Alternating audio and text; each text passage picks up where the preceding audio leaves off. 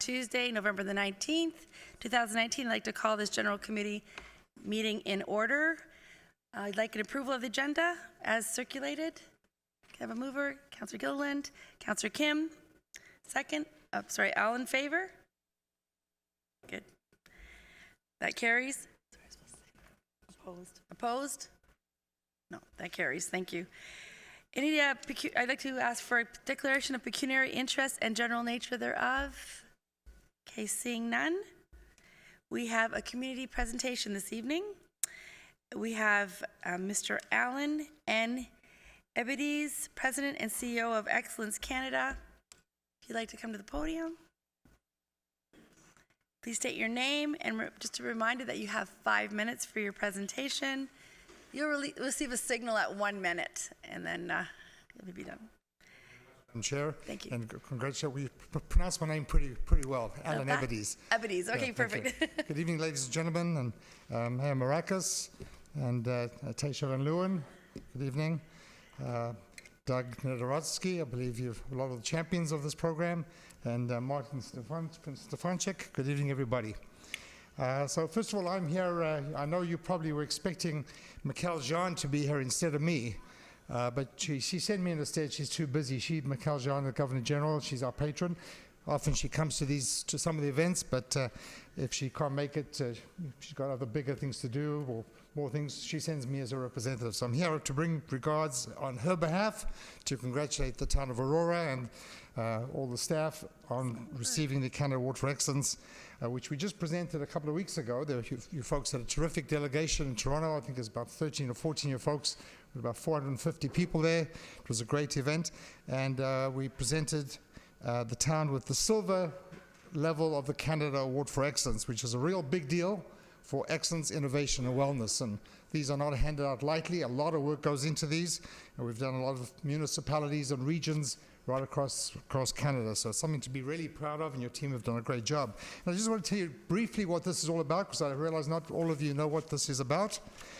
So there are different levels. It starts from bronze, silver, gold, and platinum, and then ultimately the Order of Excellence under the Order of Canada, but for organizations. And the silver level award builds on the commitment and the foundation that's been established by the town of Aurora at the bronze level, which you achieved previously. A long-term plan which reflects that excellence, innovation, and wellness standard has been implemented in all the key areas of the town. And the silver level signifies that the organization has progressed from a focus of reacting to issues to be more proactive and to be more positive in approach to improve all sorts of areas of your delivery of service. And what we look at employee engagement, employee involvement, strategic planning approach, operational plans, and various indicators. And I just want to share with you briefly, in the few minutes that I have, some of the best practices that we noticed at the city, because there are quite a lot of things you should be very proud of. Areas that we regard as best practices and areas that we thought were outstanding in your submission. And of course we have volunteers that come in and evaluate you, and from other municipalities and other organizations, the public sector, private sector. We're not for profit, but we work with large organizations in all levels of government and business right across Canada, coast to coast, including Bank of Canada, and literally from coast to coast. So some of the best practices we noticed, the Aura Awards, and I hope I'm pronouncing these things properly, I apologize if I don't, the Play Speak consultation with the public, the CIO initiative, interactive council minutes, example of the best practices at work highlighted, which were featured on the intranet, the Laserfish, and Spring Fever event to showcase best and great practices. And there are many. We have 5 drivers in the standard, 5 major drivers, and we look at strengths and we look at opportunities in each of those drivers, where there's opportunities to improve at different levels. And I'll just share with you briefly a few of the strengths that we noted, because I think it's worth celebrating. In the leadership drivers, some of the strengths we said there was a very committed and engaged executive leadership team. Strong governance framework was in place, open respect for diversity, accessibility advisor, inclusion charter, the Aurora Center of Excellence Committee, and of course Excellence Canada Committee, we were very pleased about that, and a focus on corporate social responsibility. So those are just a few of many strengths we saw under the leadership. Wow.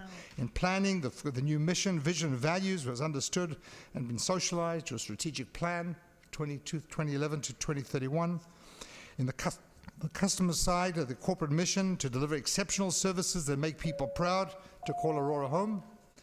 And then the People, Health and Wellness Committee, a lot of great stuff. And what I want to just share with you very quickly, very briefly, is we always ask the staff, what are you most proud of?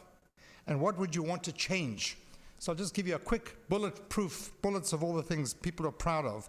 Customer service at all levels, teamwork, fun, feeling of trust by senior leaders, people dynamics, intentions are apparent, transparency, staff appreciation, ability to get time off, benefits and pensions, camaraderie, supporting risk-taking, accessibility culture, inclusiveness, the people we work with, respect for each other. It's a great place to work, and my favorite at this time of the year, being close to Christmas.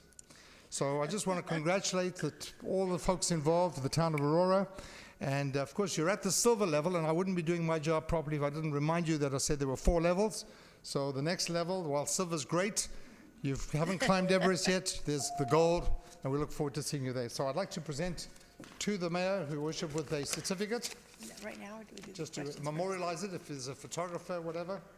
Well, thank you very much. If you'd like to come to the center of the council chamber, if I can ask Mr. Mayor and our CAO, Mr. Nadarowski, and our director, Ms. Van Leeuwen, and Mr. Stefancic in the audience, please come forward for a lovely picture to get this incredible award tonight. Thank you very, very much. Nice socks.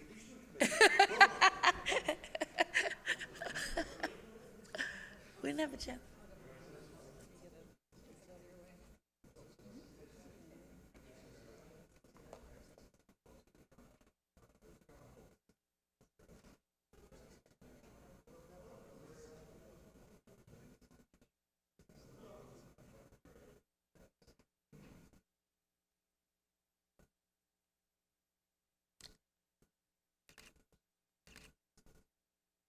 One more.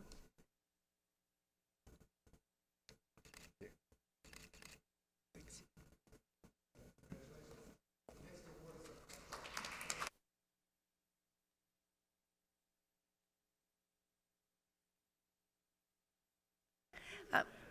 Excuse me, Mr. Ebides, do you mind going back to the podium? We may have some questions for you. You don't mind? You get extra time. Thank you very much. If you wouldn't mind, perfect. May I have, before we move forward, I'd like to have a motion to receive the presentation. Councillor Gilliland, Councillor Gallo. Are there any questions or comments for the presenter, delegate this evening? Any questions? Oh, I'm sorry. Councillor Gardner. Thank you. Thank you for coming. It's a wonderful achievement. You mentioned the next level. I believe there is a tremendous amount of work to be done in that to achieve that level. Well, I mentioned there were strengths, but there are also opportunities. So excellence is, as you know, is not a journey. It's a journey, not a destination, I should say. It's a journey, so it's continual improvement is what it's all about. And even organizations that have received the highest level, they come back and they recertify in a couple of years. St. Elizabeth, who's just won the Order of Excellence this year, 2nd time. So it's a continual improvement. There's work to be done, but it's, your team have already made the hardest part is getting started. And it's just building on the great work that's already been done and taking it to the next level, closing those gaps and looking at the opportunities for continual improvement. Thank you. Well, I know with getting the next level of Imagine Canada, there's a tremendous amount of paperwork also that has to be done. So we're very glad to have silver. Thank you very much. Thank you. Thank you, Councillor Gardner. Councillor Kim. Thank you, Madam Chair. Why not gold, Mr. Ebides? Why not gold? Why not gold, not go? Okay, so the way the evaluation works is I mentioned there were 5 drivers: customer, people, planning, processes, and so on. And a team come in to evaluate. You don't have to give the whole process, but were we close? There's a scoring, and based on the scoring, it determines what level you get. But I'm saying you're in a very good position to move to the next level to go for gold. Absolutely. Fantastic. Thank you. Thank you. Thank you, Councillor Kim. Councillor Gilliland. Thank you. I just want to say thank you for delegating and presenting the award tonight. And I just want to say how proud I am of everybody within the town staff and Aurora and everything and all the hard work that we've done to be where we are today. So I just want to say congratulations, and I'm very proud. Absolutely. Thank you, Councillor Gilliland. Any other questions or comments? Okay, before we vote, I just wanted to say again, thank you as well from myself and all of us. I'm so proud of our organization and our staff, and thank you for this prestigious award, and I think we're probably this close to gold, right? I feel like we're gold. Well, as I say, it's volunteers. There was a big announcement on Monday that some of you may have seen the full-page ad in the Globe and Mail. Yes. Listing the 23 organizations. There were only 23 organizations that received recognition this year. So you're in very great company. And these organizations from right across the country, Quebec, British Columbia, Nova Scotia, Ontario. So it's a big deal. It's a big deal. It's a big deal. I'm super proud. Thank you so much. Okay, thank you for your time and for inviting Thank you. me. All in favor for the presentation this evening? Opposed? That carries. Thank you very much. Really appreciate it. All right, we have 2 delegations this evening. The first delegation is Ms. Amanda Dench, a resident representing Aurora Heights Public School Parent Council regarding notice of motion of Councillor Kim's the capital project sidewalk construction on Kitimat Crescent. If you wouldn't mind, please stating your name and where your address. And please be reminded you have 5 minutes of your delegation. You'll get a 1-minute warning. Good evening, Mayor, councillors, and staff. My name is Amanda Dench, and I live at 7 Kitimat Crescent in Aurora. I am here this evening to address Councillor Kim's notice of motion regarding sidewalk construction on Kitimat Crescent. I am here as a concerned resident, a concerned parent, and as chair of the Aurora Heights Public School Parent Council. I appreciate this opportunity to once more express my full support for a sidewalk on Kitimat Crescent. And I'm pleased to share that Parent Council is also fully supportive of this important safety initiative, as are many other members of the Aurora Heights community. As I mentioned at the last General Committee meeting, I have lived in Aurora and on Kitimat Crescent for 35 years. During this time, pedestrian and vehicle traffic has increased significantly, as has enrollment at Aurora Heights. The absence of a sidewalk compromises safety and encourages pedestrians, including elementary-age students and their siblings, to walk on lawns and this busy street. This is unacceptable. This matter has been on the table since Kitimat was originally reconstructed in 2001. At that time, residents complained about the reconstruction of the street to install curbs. The street at the time was dirt and tar, and there was culverts and ditches. And they outright refused the installation of a sidewalk. Given that there was no sidewalk installation policy in place, the decision not to install the sidewalk at that time was solely based on resident opposition. Fast forward 18 years, and we are still discussing this matter, even though we now have the following: a sidewalk installation policy approved in 2009 for the installation of sidewalks to ensure connectivity, safety, and convenient pedestrian traffic in high pedestrian areas such as schools. An active and safe routes to school program implemented in 2013, encouraging the physical activity of youth and to help alleviate traffic concerns in school areas. A school travel planning policy approved in 2013, which focuses on the walkability of school routes for children or for students to encourage more walking and to build a stronger sense of safety within the community related to school travel. And last, the Accessibility for Ontarians with Disabilities Act, enacted in 2005 and amended in 2016, that requires municipalities to remove barriers to accessibility. All of which, either together or on their own, clearly mandate a sidewalk being installed on Kitimat. This sidewalk is much more important than property values and green space on a boulevard that we do not even own. It's about safety and doing what is right and in the best interests of the community as a whole. It's also about progress. I read a quote today that I thought applied.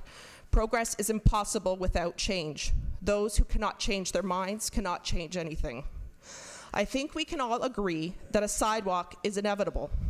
Even those who are opposed to it have suggested a sidewalk be installed next time the road is reconstructed.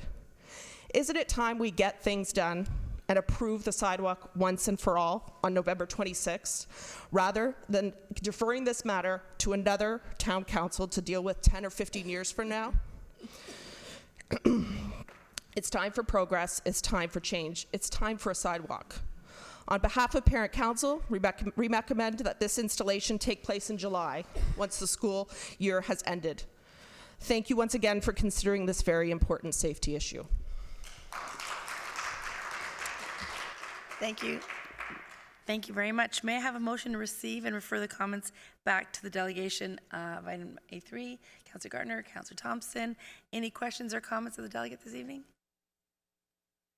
Okay, seeing no comments. Oh, sorry, Councillor Gardner. Hi, and the children's safety has to be paramount, and I am in favor of a sidewalk. I just don't know if that's the right side of the street. I think it's the other side of Kitimat makes more sense because it aligns with the crosswalk and the mailboxes. Does the parent group have a preference for which side of the street is on, or an opinion on that? I think we would defer to the experts on this. I understand.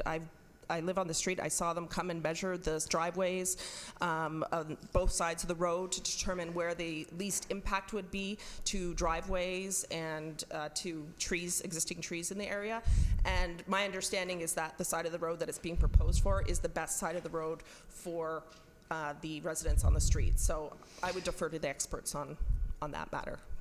Thank you. And in your opinion, is crossing over from that side to where the crossing guard is that a problematic area there?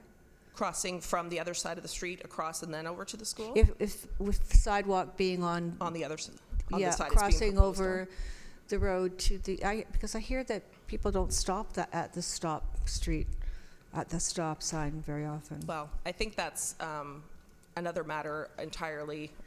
People's driving habits and how people are driving around the school is also a big issue, but I think that's separate from council deciding whether or not a sidewalk is installed.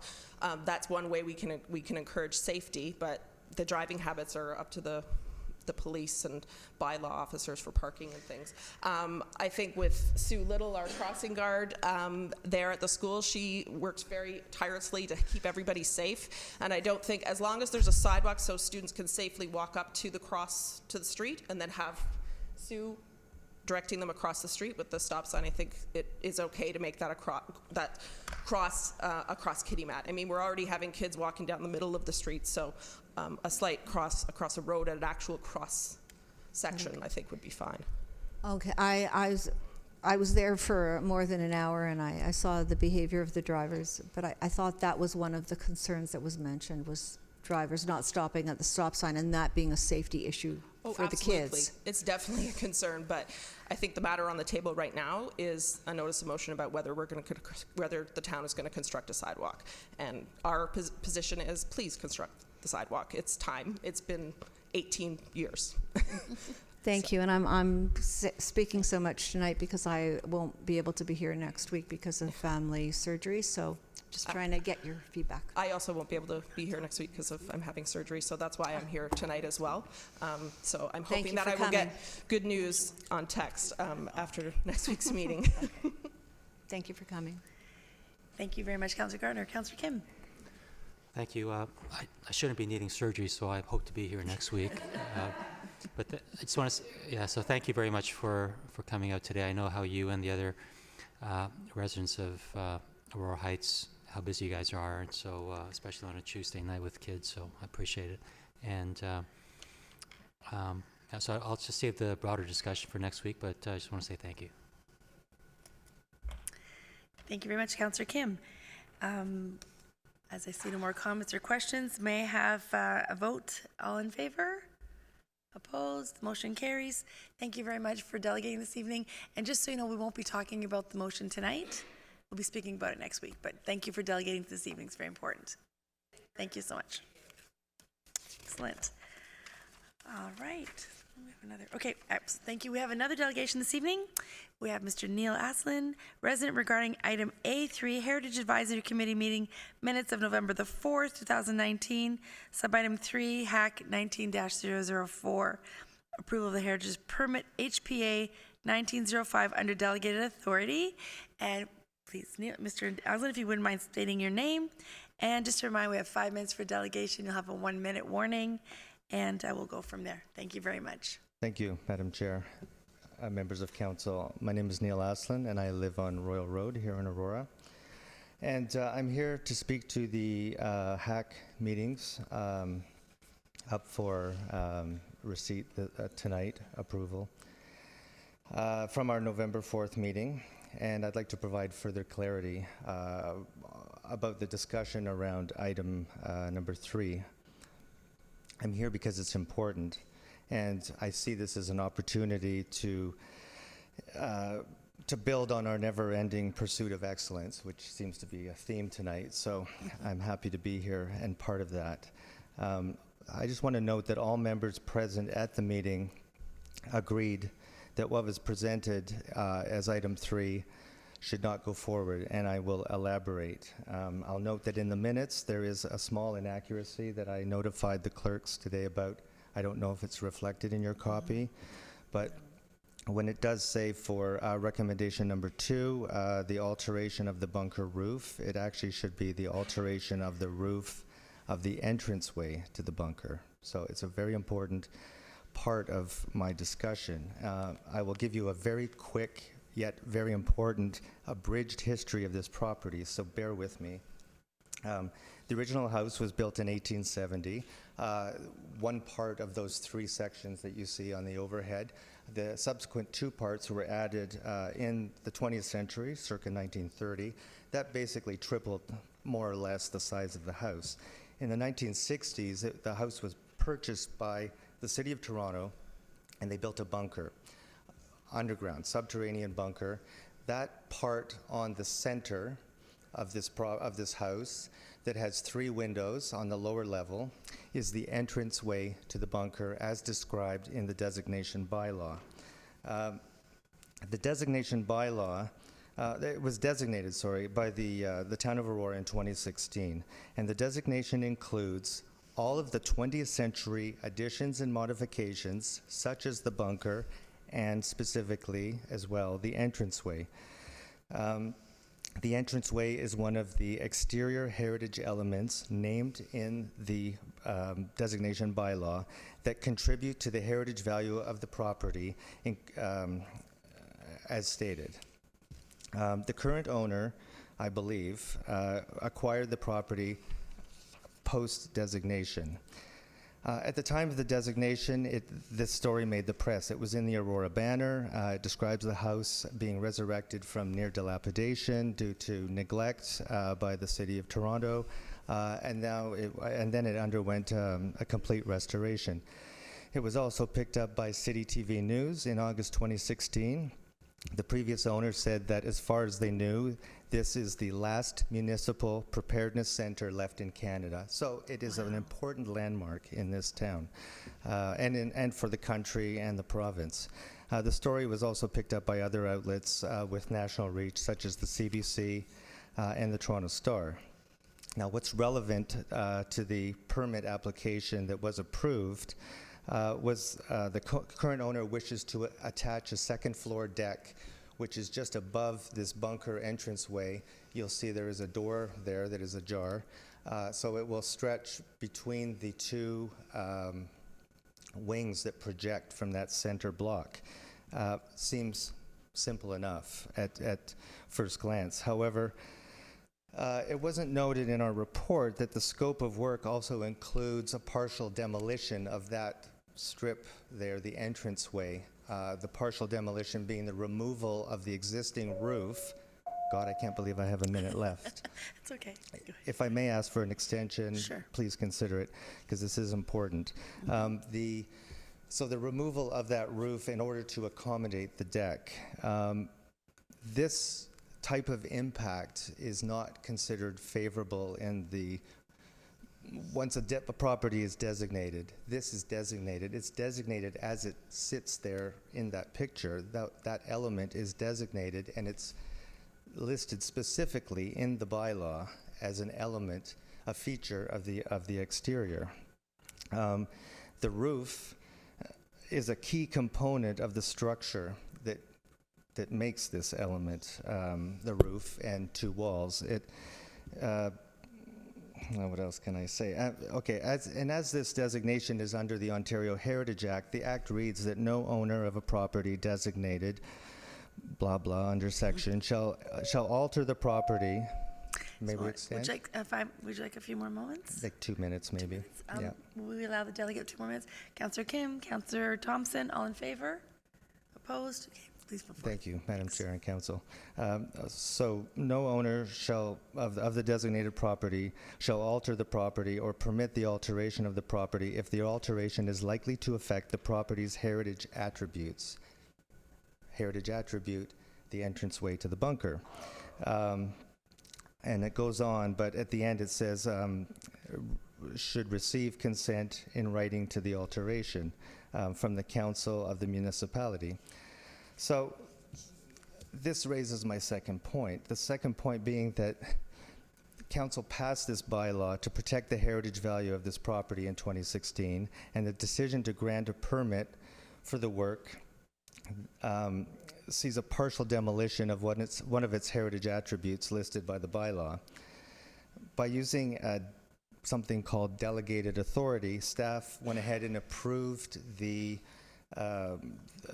permit application, which basically, in my opinion, was a circumvention of the usual process that is used, which is coming to HAC with the presentation and the application, and for comment, input, however you want to see it, and then it comes to this council table on recommendation or approval of a recommendation or suggestions from HAC. Now, that didn't happen in this case, and the permit was granted for the sake of repeating.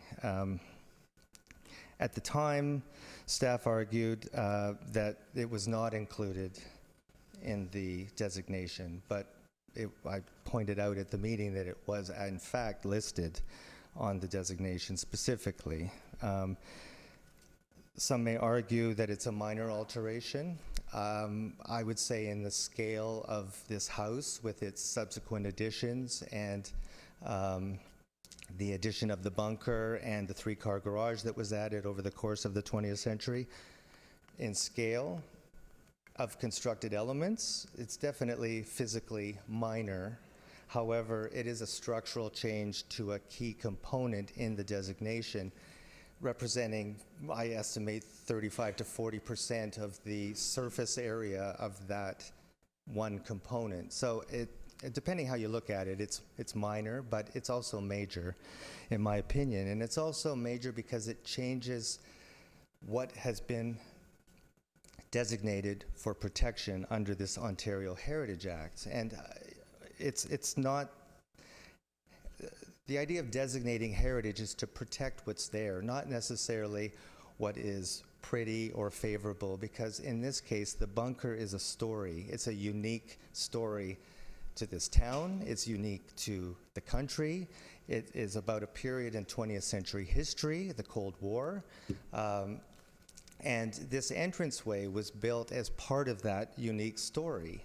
And it was built this way, and true, there was something there previously that was either removed to build this or previously removed, but the designation protects what's there at the time of designation, and it's laid out in the designation bylaw. So, again, I probably said this at the meeting, I'm flogging a dead horse, but this is something that's specific, and I feel it needs to be protected. So in that way, I don't feel this is a minor installation, because going forward in 20 years, if another owner decides to remove the deck, that part of that feature is missing. So it's considered not intact anymore. And when you're evaluating heritage properties, changes to the property, physical changes, sort of act negatively towards the scoring of that property. So these sort of things are, there is a sort of a holistic view of why we shouldn't be doing this in terms of the heritage value.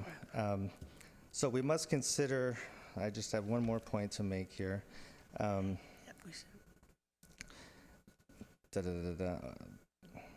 So designations under the Ontario Heritage Act should protect these elements and not seek to break them up into components that then render the element incomplete, modified, inaccurate, non-representative of what was designated in the first place.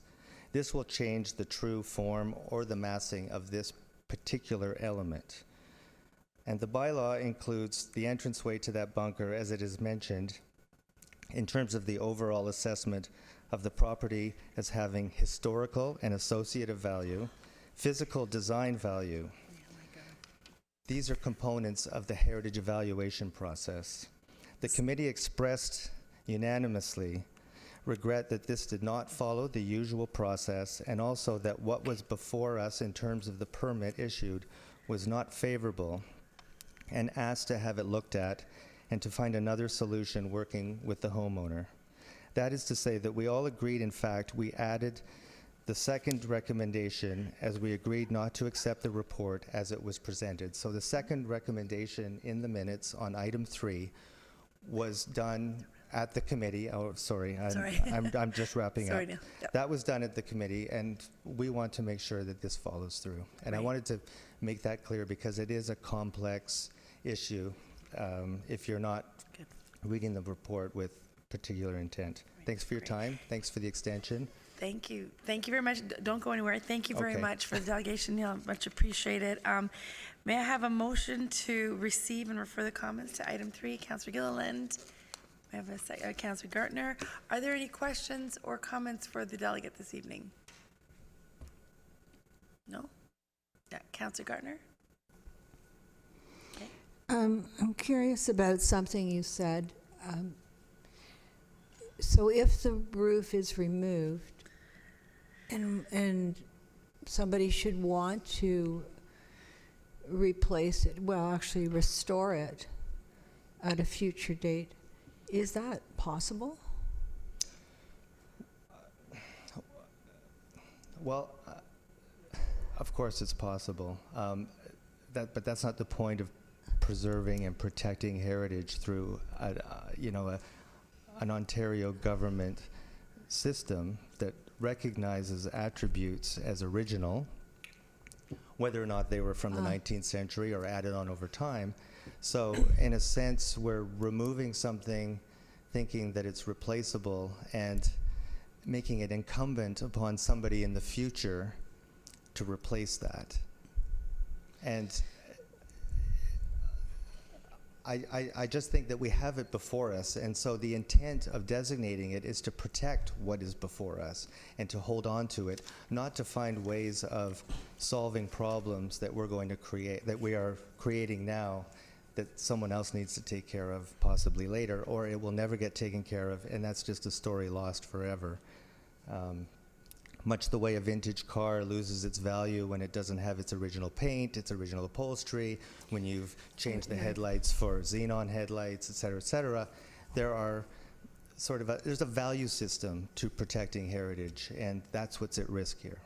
Great, thank I you. hope I'm clear. Oh, Thank absolutely. you. I may have a question later. Thank you. I could do a Thank you. TED Talk on this. Thank you. Thank you. Councillor Gilliland. Thank you through Madam Chair.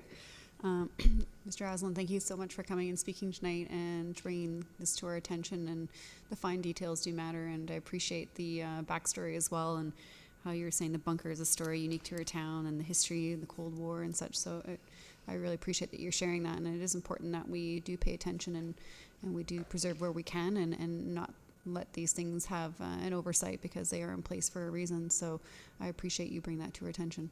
Thank you. Great, thank you, Councillor Gilliland. Councillor Thompson.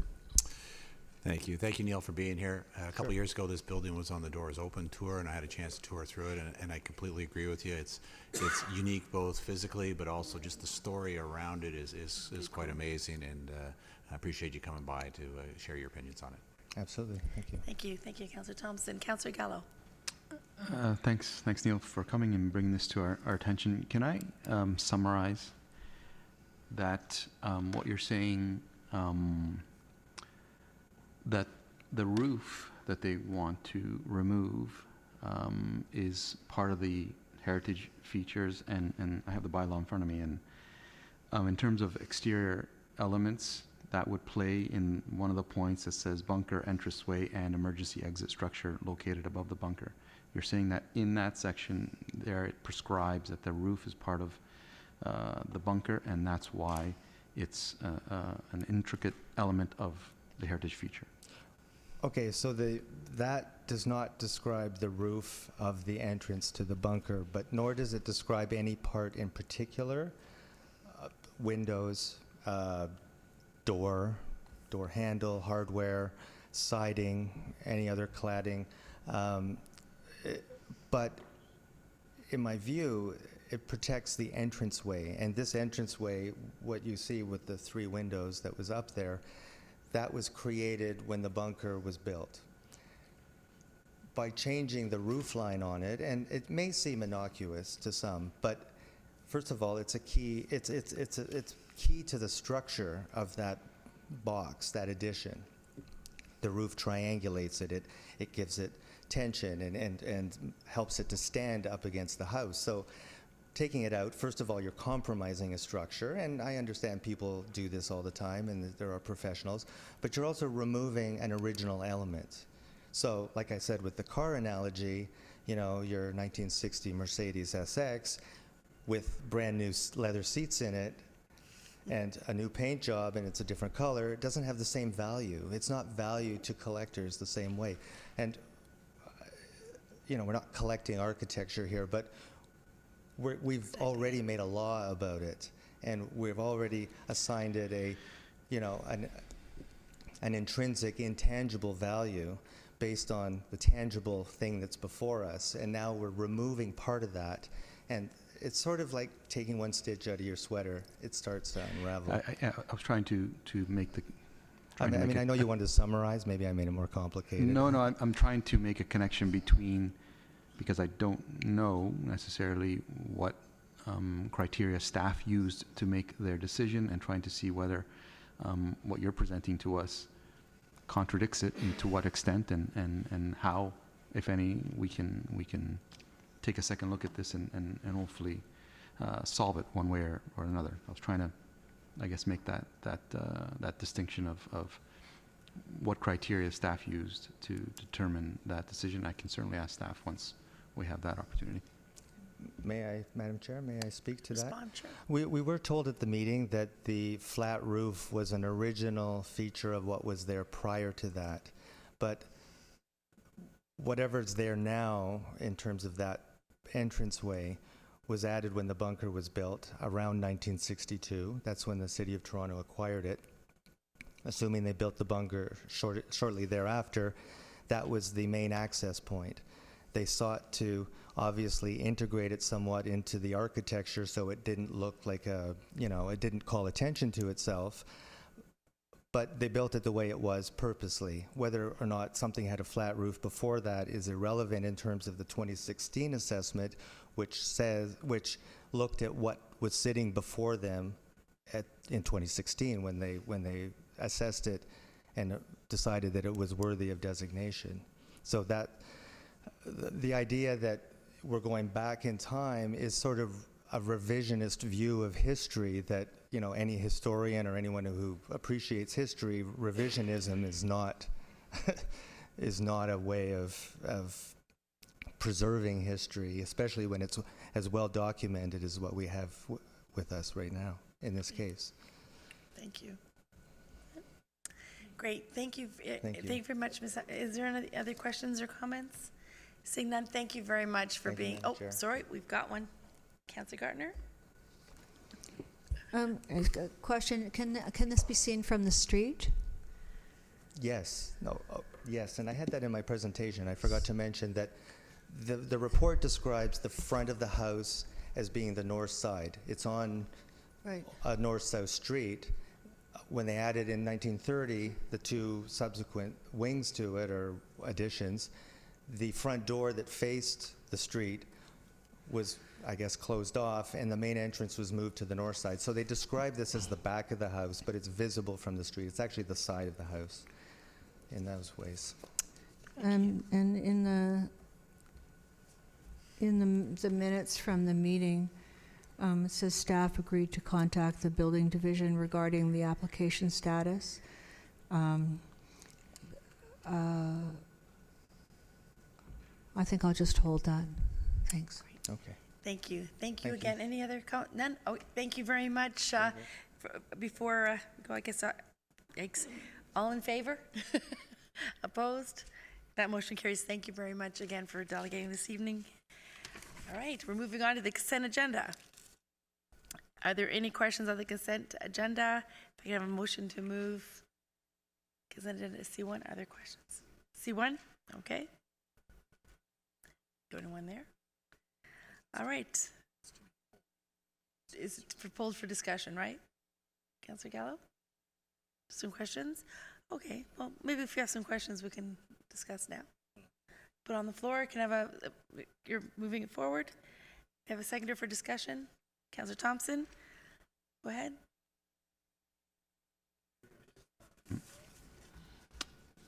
As you all know, the public may not know, sometimes we get these types of information reports and we choose whether to have them put on a public agenda or not. I thought this was important enough to have it part of a public agenda so that it's reviewed, discussed. I just, two really quick questions in terms of the table on page 2 of 5. The first item there, Orient Corporation, if I could just get an explanation as to, it says that only one source able to meet the requirements. I guess the question is, what were the requirements?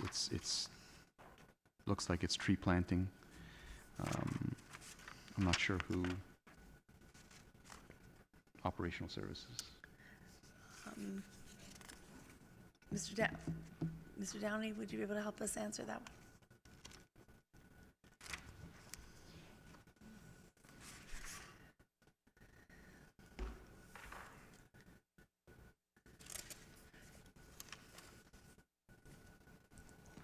Through you, Madam Chair, the issue is with regards to the provisional planting of trees for Tact Park.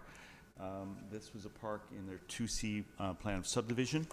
The subdivision agreement within for that particular area identified that the developer was responsible for the development of the park, and that the provision of the planting of the trees was going to fall under the jurisdiction of Tact. However, they were required to pay for those trees.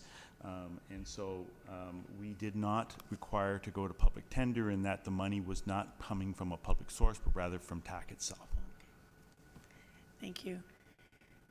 Councillor Gallo, does that answer your question? It answers it. It's just not what's written here. It says only one source able to meet the requirements, which tells me there's only one supplier. But I get what the director is saying, and that makes sense to me. It's just not what's here. The second one, in terms of elevator 1, the reason we went to a sole source was for standardization, and it looks like we have 3 elevators that we service, and I'm just wondering whether that's the only company that services. I know it's not the only company that services elevators. Why we would only have that company provide a service. Thank you. Through, Ms. McDougall? Through you, Madam Chair. With regards to that item, we currently have actually 6 elevators in a variety of facilities. Currently, they are being managed by a variety of service providers. We are trying to align the service providers so that we have one company looking after them all, just standardizing the contact and connections with when we have an issue and when maintenance is required. So by sole sourcing it to this, it just extends it, these 3, for a 1-year contract so that we can get to the end of the contract, and then we'll be issuing a tender for, at that point, for any bidder to submit to look after all 6. So it's trying to align the contracts. Thank you. Councillor Gallo? So these contracts were up, but there were contracts with other providers for the balance of the elevators, and we were waiting for those to expire? Is that my understanding? So, Ms. McDougall, I believe that's what I heard. I'm just reading from our manager facilities. He confirms that in an attempt to getting all 6 elevators on one contract, we are trying to align the contracts. The sole source extends the 3 sites, and once they are completed, then the tender will be awarded. So we're just trying to extend these 3, as the other 3 sites have a longer period of contract at the moment. So we're just trying to extend this one to get it to the end, to match up with all 6. And then we'll issue a tender for all 6 at that time. That was it for me. Thank you. Great. Thank you, Councilor Gallo. Any other questions, comments? Okay, seeing none, all in favor? Opposed? Motion carries. On to advisory committee meeting minutes. May I have a motion to receive the advisory committee meeting minutes A1 to A3? Oh, Councilor Gardner. Thank you. I'd like to pull A3 for discussion. Okay. Can I have a seconder for that? Oh, it doesn't matter? On the table. Okay, sorry, my apologies. Do we approve the rest? Oh, Councilor Gilliland. Hello? Poll A1, please. A1. Okay. That's it. So we have a motion to approve A2. Councilor Thompson, oh, sorry. Councilor Thompson, Mayor Maracus, all in favor? Opposed? Okay, motion carries. All right, so let's go to item A1. Pulled by Councilor Gilliland, sorry. Thank you, through you, Madam Chair. I was at this meeting, and some of the residents had some concerns, and I just kind of wanted to highlight, because it wasn't included in the report, about the dog park that is being proposed to be built at the Highland Gate community, and they really wanted me to ensure that it was communicated that they did have some concerns about the parking of residents coming from out of the neighborhood and parking in that neighborhood, and it wasn't specified, so I want to make sure that I had raised those concerns today, and I was wondering if maybe Ms. McDougall you had, or Mr. Downey, you had some information you could share with me on those comments. Thank you. Mr. Downey? Our manager of Parks and Fleet was at the meeting and understood that there were some concerns raised with regards to the dog park. Prior to coming back to council for approval, we are going to do our best to address as many of those concerns as possible. Not confident that we're going to be able to address them all, but certainly we understand that there were some issues raised by the committee, and they asked us to do our very best to accommodate as many of those concerns as possible. So at this point, I haven't got an answer for you, but we will be looking to come back to council and address as many of those issues as possible. Thank you, and to you, Madam Chair.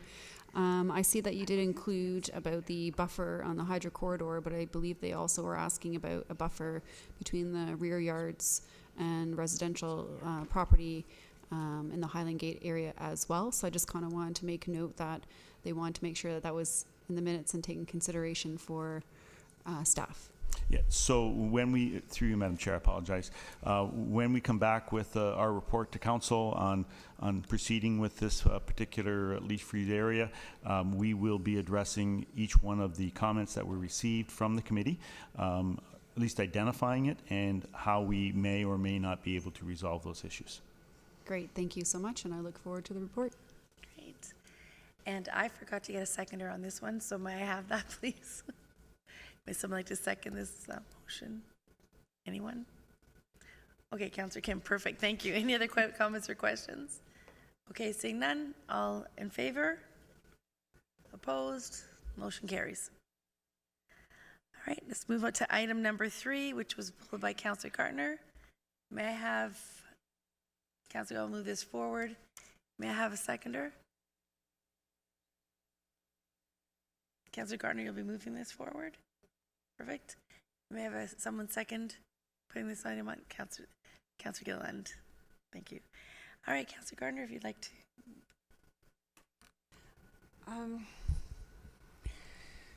Well, I thank Mr. Aslan for, for looking at this so closely and helping educate council. Certainly, I knew nothing about heritage when I first became a councillor. It seems to me that there are very good reasons why we might want to work with the landowner. I see the property owner. I see that in the heritage meeting coming out in the minutes is that staff agreed to contact the building division regarding the application status and request that the owner consider working with staff in adjusting the plans. So I guess through you, Madam Chair, to Mr. Waters. Mr. Waters, I don't have the drawing on the screen, but would it be possible for the owner to put a deck on there? I couldn't tell how much room there is in between the window that opens and the top of the roof. But is there a way that do you think that a deck could be added and we could still leave the roof intact? Mr. Waters. Through Madam Chairman, I believe the roof has been taken down already. That's my understanding from our CBO. And the building permit has been issued. Thank you. As of on my way to the council meeting, I think it was still up. Could that, I think it was still up today. Could that be checked? Maybe there's, we want to help the property owner. They've done a lot of work they've continued work on this property, and some of it is for heritage, some of it is for their own comfort, but they respect this property. I think that, maybe they're listening, maybe hearing what Mr. Aslan has said. Maybe, there's a lot of ins and outs and pieces to this. Maybe they didn't know that, and maybe had they known it, they would have found a different solution to this. But if it hasn't been demolished, is it possible for you to speak to the property owner tomorrow and see if we can come up with a solution? Because under delegated authority, you have delegated authority, and on the other hand, we have heritage protection. Maybe we can figure out a way to knit the two together. Anyway, that would be my ask. Thank you. Thank you. Councillor Gallo? And I don't know how I can speak about this in terms of, the item before us is minutes. And I'm not necessarily debating the minutes because I wasn't there and I'm not necessarily questioning them. However, I'll ask the question and you can determine whether to stop me or not. I think for me, the issue really is, what is the purpose of these committees? If we have an issue like this and we're bringing it to the committee just for information purposes, and we don't take either their advice or regardless of what they say, it's not going to change an outcome. What is the purpose of these committees? And it appears to me, and maybe I'll have the director explain to me the process of why it even went to the committee.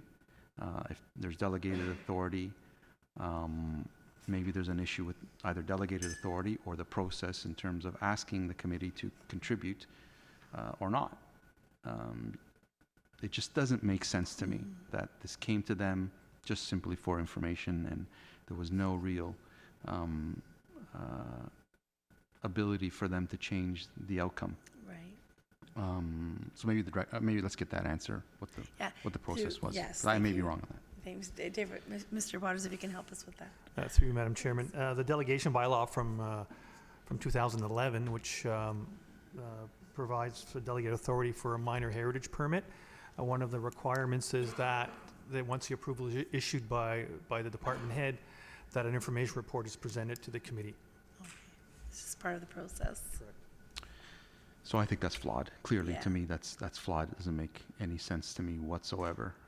You either ask for input and then make a decision, or don't bother providing that information. Mrs. Seo would like to speak. Thank you. Through you, Madam Chair. Just to, I recognize this is a different scenario with a heritage property, but this is not unlike any of the authority that council gives staff to issue grants or to make other decisions on behalf of council consistent with policy, and then report on those items after the fact. So they're already done, the money's already been given, or the permission has already been given, and we're required to bring those items to council so you're aware of them. So this one obviously is touchier, but in terms of process, this isn't the only place you find this kind of process where staff, use their authority and then just report to council on a decision that they've made and an action that's already been taken. Yeah, I don't necessarily disagree in various instances. In this case, we have a committee that we've asked to provide input on these very things, and that didn't happen because we've given delegated authority. I'm not suggesting we did anything untoward. It is the way it is, and we followed process. All I'm suggesting is perhaps the process isn't correct, and we need to take a second look at that. It may have gone to them. They may have had input, and staff may have even disagreed and went ahead with it anyway. And maybe that's okay. But at least the committee had some type of input. So I'm not sure where to go now. I'm curious to see if anyone else has any suggestions. If the roof is down, then it's a moot point anyway. But at a minimum, we should, if we agree that the process, that it wasn't followed, but that it's not effective if we're asking residents to be part of volunteering, asking them to be part of a committee, and they're not effective because decisions are already made. When in fact, that's the whole purpose of them to be there is to provide input on these matters. Great. Thank you, Councillor Gallo. Are there any other comments around the table? Councillor Gardner? Thank you, Madam Chair. I think there are two important lessons that need to be learned here, apart from what Councillor Gallo is saying, or including all heritage matters need to come to the Heritage Advisory Committee. That's their specialty. I think that with respect to heritage matters, there should be no delegated authority. I think that's within Council's purview to change. And also with respect to heritage features, designated features, nothing should be considered minor. So I think we need to take a look at this. I don't know, Mr. Clerk, if you would require me to do a motion on this, or Mr. Nadarozny, whether this is something that could go back to staff to look at. But to me, it's clear Heritage Committee always must be consulted on heritage issues. And that would negate the delegated authority and also the use of the term minor. So, sorry to put you on the spot, Mr. Nadarozny, but can I leave that with you, or would you like me to make a motion to that effect? Through you, Madam Chair, I would suggest you probably need some motion. I mean, this is a 2011 policy that was passed by council that was in the interest of dealing with, quote, minor things and providing another path rather than going through a full committee process. So the council of the day thought that it was appropriate to delegate that authority to staff. And so if council wishes to change that now, I think it should be done with benefit of motion and probably a full report on what the implications of that are and how it would affect process and so on. You know how much I love motions. And I'm going to be a little busy, but I'll do it. And the other thing is, I really would thank Mr. Waters. You were following process, but perhaps it's not too late to save the day, and everybody could be a winner. Thank you. I hope so. Will you be able to let council know what's what, just as an update to whether the roof is still in place? Thank you so much. Great. Thank you, Councillor Gartner. Councillor Gilland. Thank you, through you, Madam Chair. I agree with what's been said around the table, and Mr. Waters did follow process, so maybe it is something that we need to revisit. Maybe it is a flawed system. It's unfortunate we don't have a heritage planner anymore, and maybe we need to look at sourcing that out. I know it's really tough to get a heritage planner, and it's unfortunate that we don't have one anymore, but perhaps that would really assist our department in helping making decisions and being a little bit more involved and having the committee involved in these decision making. But thank you for doing your best, and hopefully you can go back to the owner and see what we can work out as a solution to help preserve as much as we can. Thank you. Councillor Thompson. Thank you. Through you to Mr. Waters. Mr. Waters, it seems in planning matters, the question of minor in nature always seems to come to play, be it committee of adjustment or in this case, this heritage application. So can you provide some context on why you or your staff viewed this as minor in nature, in which case triggered the delegated authority clause? Mr. Waters. Yep. Through you, Madam Chairman. Reading the delegation bylaw and what was considered to be minor versus major, any attribute that is identified in the designation bylaw is considered to be a no-touch. The roof line is not identified in the delegation bylaw. The entranceway is. So in my in reviewing the permit, the decision was made that it was a minor alteration. So in essence, when something is not identified, it can be viewed as minor. Is that what you're saying? Through Madam Chairman, Yes. that's correct. In fact, the designation bylaw does identify the two gable roofs and the gable join within the bylaw as well. So again, the designation bylaw does not identify the roof as an exterior element to be protected. And if I can ask as a follow-up question, given all the comments you've heard, is your opinion changed? Mr. Waters. Through Madam Chairman, no, it has not. Thank you.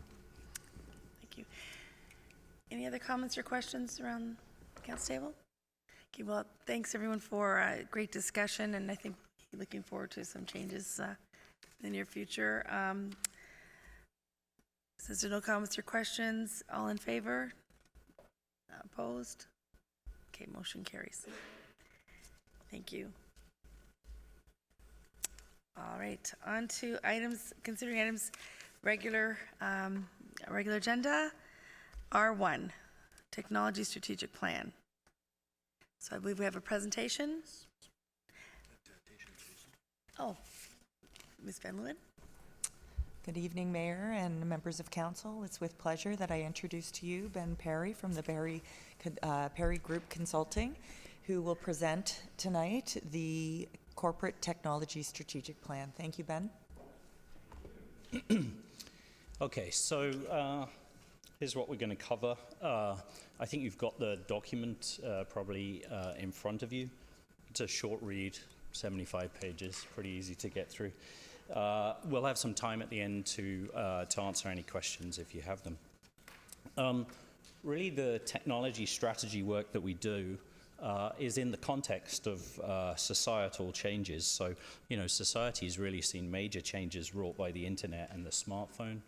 Google, Netflix, Amazon, they've all had a major impact on the services that we interact with, easy to use, available anywhere, available 24/7 on any device. And the reach and the impact of these types of organization has been felt throughout the service industry. Banks, insurance companies, grocery stores, they've all responded to these types of digital challenges.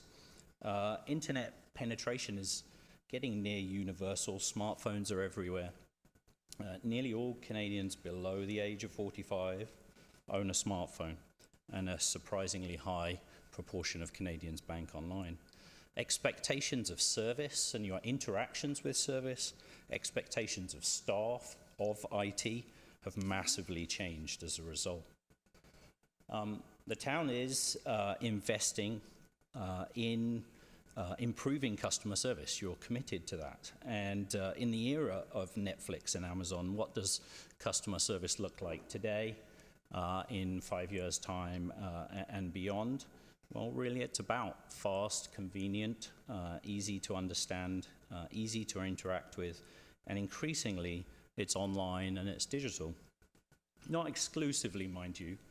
Customers can click, call, or come in if they would like. But increasingly, we're moving towards digital services. And the banks have really done a very good job, I think, that municipalities can learn from. Imagine if when you went to your bank branch to check on your account, you go to the teller and the teller says, I don't have that information. You need to speak to Marie. She's at lunch. She's got your file, right? Come back later.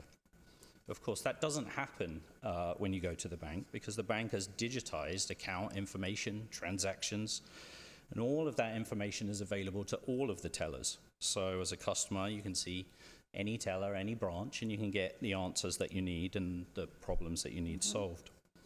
And essentially, that is all underpinned by digital technology, data and information and processes.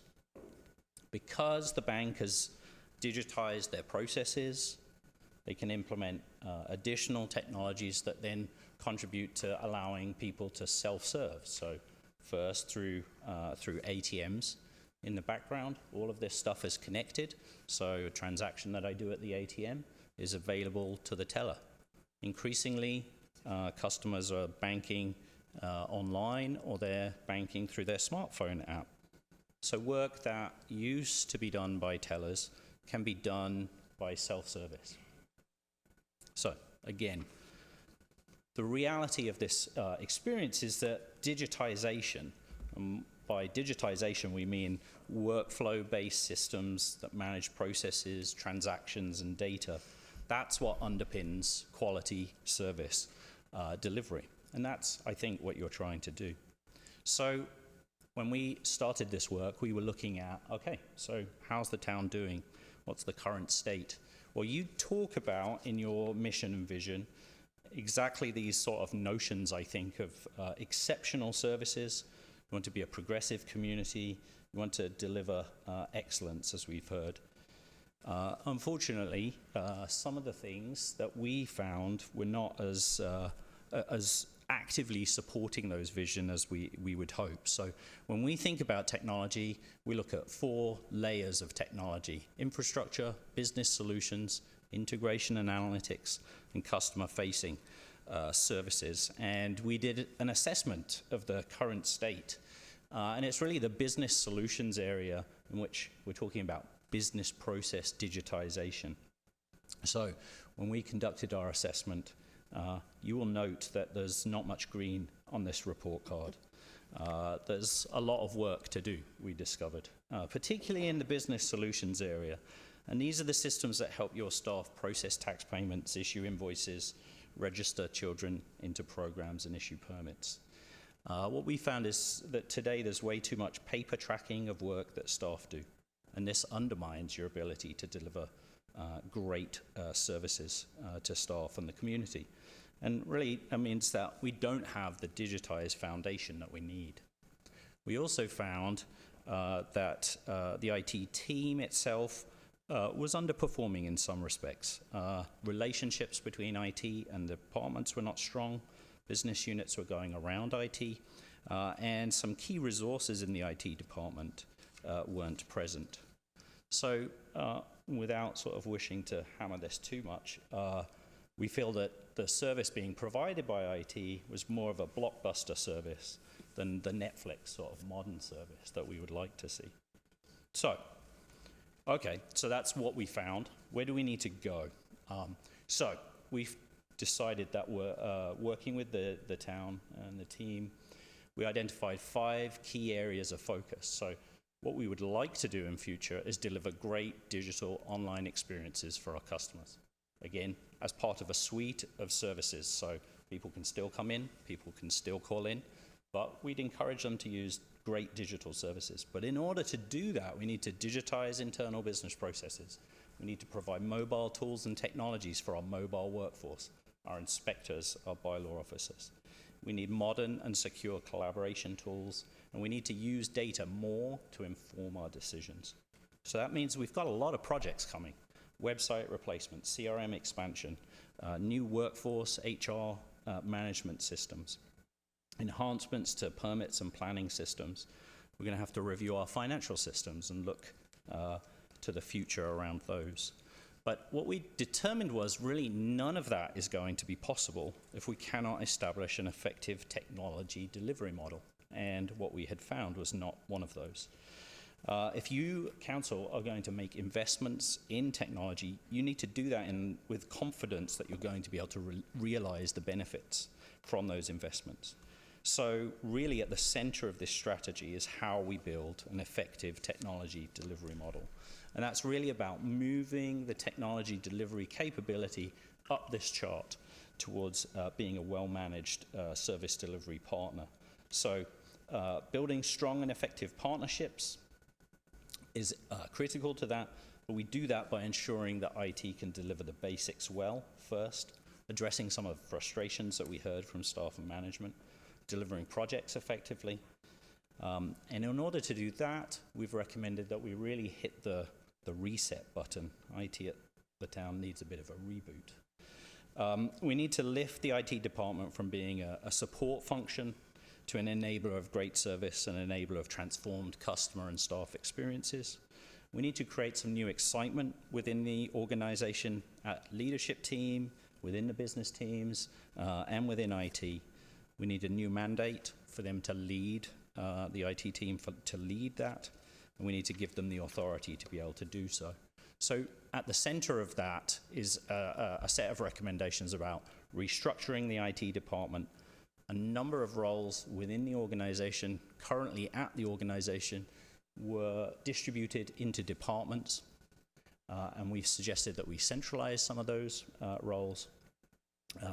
And I think through the budget that you've seen, we've recommended adding some roles over time going forward. So that's really all about establishing that solid capability of being able to deliver. It's not just about IT though. Technology and technology success, digital success in the organization is not just about IT. Everyone in the organization needs to become more tech savvy, more digital aware. We've suggested some investment in digital education. The executive teams needs to lead by example. They're going to actively get involved in governance activities. So those are some of the key things. In terms of the transformation timetable, we're talking about a 5-year plan here. Significant changes ahead, 3 stages of work. The first part is establishing what we called resetting the town's approach to technology management. So building a new IT team, focusing on building relationships within the organization, working on modernizing some of the collaboration capabilities within the organization, getting good at the basics. The second phase is about focusing on business process modernization. So addressing some of those business systems gaps that we've identified, planning and building services, asset and work management, extending the CRM, reviewing finance systems. Got one more thing. Okay. Digital services becomes a focus in the third phase. And we begin to get more into innovation and more expanded work around process optimization. So in summary, I think there is quite a journey ahead. Undoubtedly, there's a lot to do. We've worked hard with the leadership team to set the right path forward, and we believe this is the right path. We think it's pretty critical to you being able to achieve your vision and mission, becoming a progressive community, delivering exceptional services. Thank you very much for the presentation. We have a motion to receive the presentation. Councillor Gartner, Councillor Gilliland, any comments or questions? Okay, seeing none. Oh, did you, Councillor Gartner? Thank you for the presentation. Thank you for your work, and I think it's going to be exciting for everybody, for staff, for the residents, and for the elected officials. Great. Any other comments? Or I want to as well say thank you very much. I know there's a lot of work, lots of effort, and lots of exciting times ahead. I'm looking forward to seeing it. I do have one quick question for you, and I know that Director Van Loon had mentioned, sorry, Ms. Van Loon, had mentioned that the voice piece of this is sort of a little bit of a separate project, but while you're going through, are you considering phone technology versus data to be sort of integrated at some point? Are you talking about customer service experiences and that type of stuff? Even user phones, like, there's so many things that can happen now with technology. Yeah. Well, there's just such a breadth of things, That's right. Opportunities. So the basic telephone, there's lots of opportunities. Lots of clients that we're working with are really moving to more soft phones, more virtual phone sort of solutions, much more remote working, flexible working, and these types of things. The power of the smartphone, I don't think, should really be underestimated for your field workers and field staff. The power of taking a photo and sharing the photo rather than trying to describe a problem is just so powerful. So I think there's lots of these types of opportunities, and these are absolutely the things that we want IT to be partnering with business units to help them figure out how to take advantage of. Wonderful. Great. Thank you very much. Thanks very much. I see there's Councillor Thompson has a question. Sorry. Thank you. Through to Mr. Perry. Mr. Perry, thank you for doing all this work. Just in general, I mean, you've talked about the challenges before us and the path that we need to go down to transform and be the organization we want to be. Obviously, council will very much want to stay in the loop and stay informed about that kind of transformation. But I'm just wondering, in terms of you and your business, do you often stay involved with those municipalities as they go through those stages to make sure there's doing the right next steps and stay in alignment? Yeah. Or how does it work sometimes? Yeah, so there's numerous actual programs that we offer to help that. So one, we offer a mentoring program. So we work with leaders in IT to help them grow and develop in these types of things. We also do, we can decide what time frame that is, but we also do a check-in program essentially, so an annual review of how far have we got along with the program. I think we've recommended in the strategy that we come back to council annually so that you can see the progress. We've also defined some clear key success measures so that we can actually measure those outcomes. We offer a variety of other things too, but those are some of the things that actually Taysha and Doug and I have been talking about how we might be able to help going forward. Great. I think as we've learned through this process, I'd hate to wait another 5 years to get a report and then learn that we're still several steps behind. So I certainly am supportive of an annual process. Thank you. Great. Thank you very much Thanks for very your much. presentation. All in favor? Opposed? Motion carries. Council, I was just wondering, the report? Oh, the report for R1 forward, yes. Okay, bring it on the table.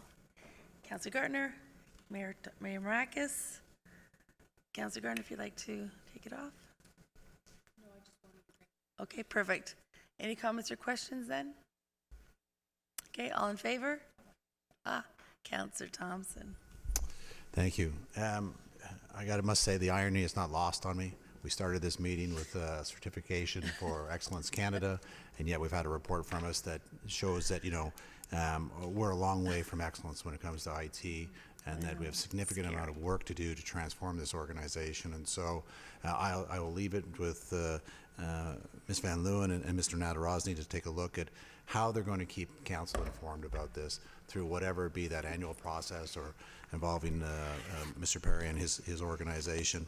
But I think it's very much incumbent upon us to ensure that year after year we are moving through these different phases and on track to right this ship. And so I certainly look forward to the first of many reports to show that we're on the right steps. Thank you, Councillor Thompson. Any other comments or questions? I'm in full support of that. Maybe we need to think about a scorecard or tracking milestones or so on, and maybe perhaps the benefits of going this way and some of the efficiencies we've gained. We could probably see that pretty quickly, so looking forward to that as well. It's exciting times. And all right, all in favor? Opposed? Motion carries. Thank you very much. Before we move forward to the regular, I see some people waiting in the audience. Maybe we can, maybe bring 3 and 4 forward. If I can have a motion to do that. Councillor Thompson, Mayor Maracus, all in favor? Opposed? Okay, motion carries. So we're going to move forward now to R3, which is the Prudent Investor Option Analysis presentation by Mr. Keith Taylor, Investment Manager, One Investment. Welcome. If you wouldn't mind moving ahead, we have 5 minutes. You'll have a 1-minute warning. 10 minutes. Thank you. You get 10. Thank you very much. Thank you, Madam Chair. But you'll get a 1-minute warning, okay? At the end. How do I start the, there we go. Thank you very much. Thank you very much for having me here. What we're building for the Prudent Investor regime is something that we at One Investment are very excited, and we're excited to share what we're doing with the council, and hope that there'll be participation from Aurora when we move forward. Firstly, I'm not sure if you're fully aware of who One Investment is, so I'll just take a moment to explain. We've been around for 25 years. We were established in 1993 by 2 not-for-profit organizations that are in the municipal realm, the Local Authority Services and the Chums Financing Authority, which is a subsidiary of the MFOA. And we provide investment services to the municipal sector. Currently we have about 173 municipalities that are investing through us, which is roughly 39% of all Ontarian municipalities. And currently we have roughly $2 billion in assets under administration, under a variety of different types of products that are invested under the legal list. Products we've put together traditionally have been turnkey type solutions, so they can be easily plugged into by the municipalities and used. But the reason I'm here, obviously, is to talk about the Prudent Investor regime and give you a bit of a background in terms of what we're building and why it's relevant.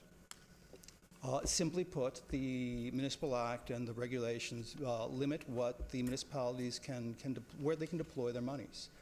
The opportunity set is very narrow. Under the regulations in place, you can only invest in Canadian securities, and then within the Canadian investment universe, it's a subset of that. Only high credit quality investments, and it's a very narrow playing field. Moving into the prudent investor realm, there are no limits on what can be invested in. The world is our oyster, so to speak, and we believe that will provide a wider range of opportunities, potentially higher returns and lower risk for investors. That's one of the reasons we're so excited about this. It's like a monumental step forward in terms of what financial flexibility this offers on the investment side for municipalities. Just to contrast prudent investor versus legal list. Currently under legal list, the investments are done in the municipality, whereas under prudent investor, the long-term monies are delegated to a professional investment board, a joint investment board, to implement. The risks that are trying to be protected under the legal list is the risk of the municipality buying a bad security. Whereas under the prudent investor, that's less of a concern. They're looking at the whole portfolio. And if you're looking at the whole portfolio, if you have a couple of poor investments that are offset by more greater opportunities, the diversification plays in, and it's just a more robust investment outcome. In terms of what the municipality needs to do to set this up, well, you need to decide what monies are not required immediately, which would be turned over to the JIB, Joint Investment Board, sorry for the acronym. The Joint Investment Board includes investment professionals. The folks that we are contemplating to be on the Joint Investment Board are seasoned investors. It is populated predominantly by seasoned investors with CFAs, industry experience, 20, 25 years of the sort. So It is certainly driven by professional investors. We contemplate that there's room for treasurers to sit on the joint investment board so we can get the municipal input. The structure of the Municipal Act doesn't allow staff or council to sit on the JIB, but we'll have both of those inputs. And in terms of like setting it up, the municipality needs to pass a couple of bylaws, set out an investment policy statement, and then on an annual basis, review the accounts and the investment policy statement and make amendments as appropriate and monitor the performance, which, that's the Reader's Digest version. Whereas the Joint Investment Board would take the investment policy statement and translate that into an investment plan. So there's a cohesive plan of how the municipality's investments are mapped out into the investment world. And of course, annual updates, continuous monitoring. It's just a package to ensure that the investments are continuously monitored and adjusted as appropriate. Also, the JIB, it is an investment board that will delegate some of the functions out as appropriate to get the services done. The big part for the municipality is investment policy statement, because that tells the investment board how to manage the investments, what's important. And this is where a great deal of time needs to be devoted to make sure that what's in that is clear and descriptive, so the Joint Investment Board can invest or can make an investment plan that is representative of what's appropriate for the municipality.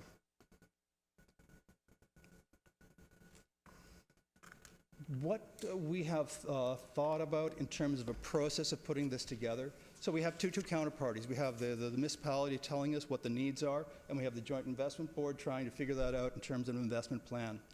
We've figured that a way of putting it together so all parties can talk to each other and get to the right solutions is an outcome-based approach, where you would go through the municipal accounts and describe to us through the investment policy statement what the needs are. If it's for building an arena, when you need the money, you know how much you've set aside. We can do the planning on the investment side to match that particular need. And we've mapped out 3 potential types of investment objectives that we believe that every account in the municipality can be mapped to. So if you define the outcome, we can match it with an investment plan or a way of investment. And the 3 that we have identified is the contingency outcome, which is exactly that. It's invested for growth over the long term, and the funds are available when or if they're needed. A stable return type outcome, which is exactly that. It's lower growth, and the funds and balances would be available as needed. It is intended to produce a return that can be used for whatever municipal purposes, but it's a lower growth, more stable outcome. And the target date approaches for projects effectively like that arena or building a hospital, whatever it is it's big and lumpy, and that you can plan your investments to whatever the project is. And this is the way we're doing it, because from the municipal side, it's very, very easy to envision what all those accounts are, and the needs, and what the risks that you're willing to take, and the liquidity preference, all these type of things. You can define that very easily, and if the JIB and One Investment understands what that is, we can build something that maps that quite clearly. To go into a little bit more depth for contingency, as I say, it's for, you know that there's going to be a need to draw it down at some point in the future. You don't know when that's going to be, but you can park your money there to grow over time.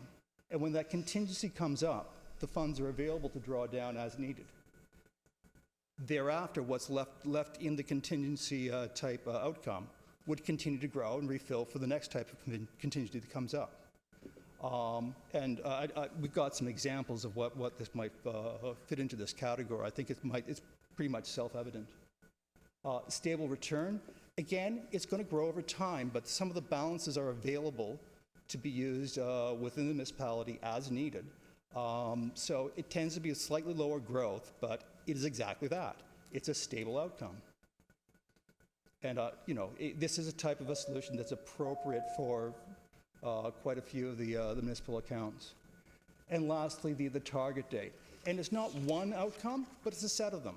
And we're going to have several investment outcomes for different time frames. For the arena that you might need in 5 years, it might be one outcome, and the way we invest would be appropriate for that. For the hospital, it's 10 years down the line.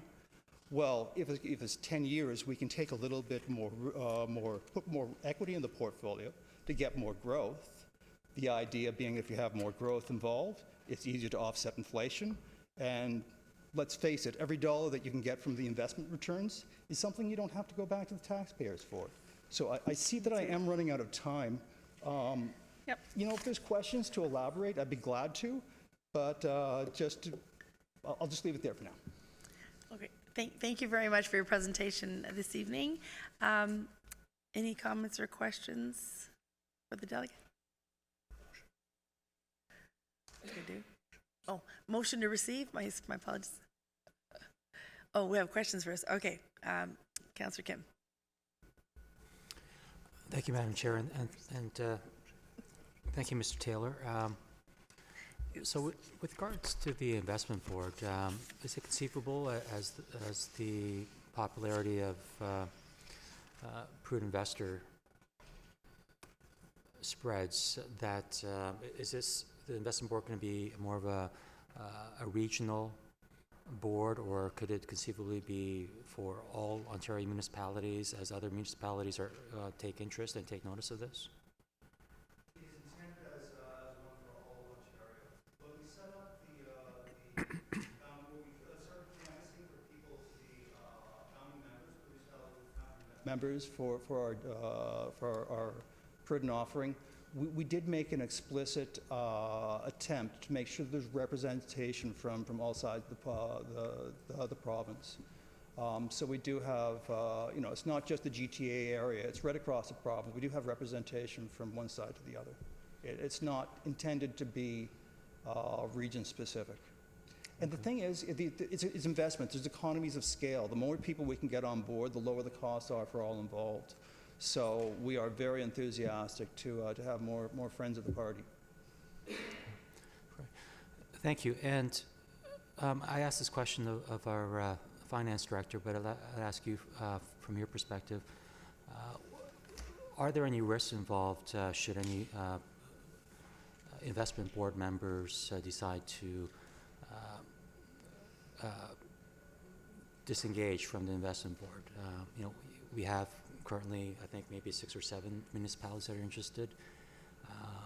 Should they decide to redeem their assets, what kind of financial impact would that have on the rest of the municipalities? Yeah, I can't quantify that, but of course it's a risk.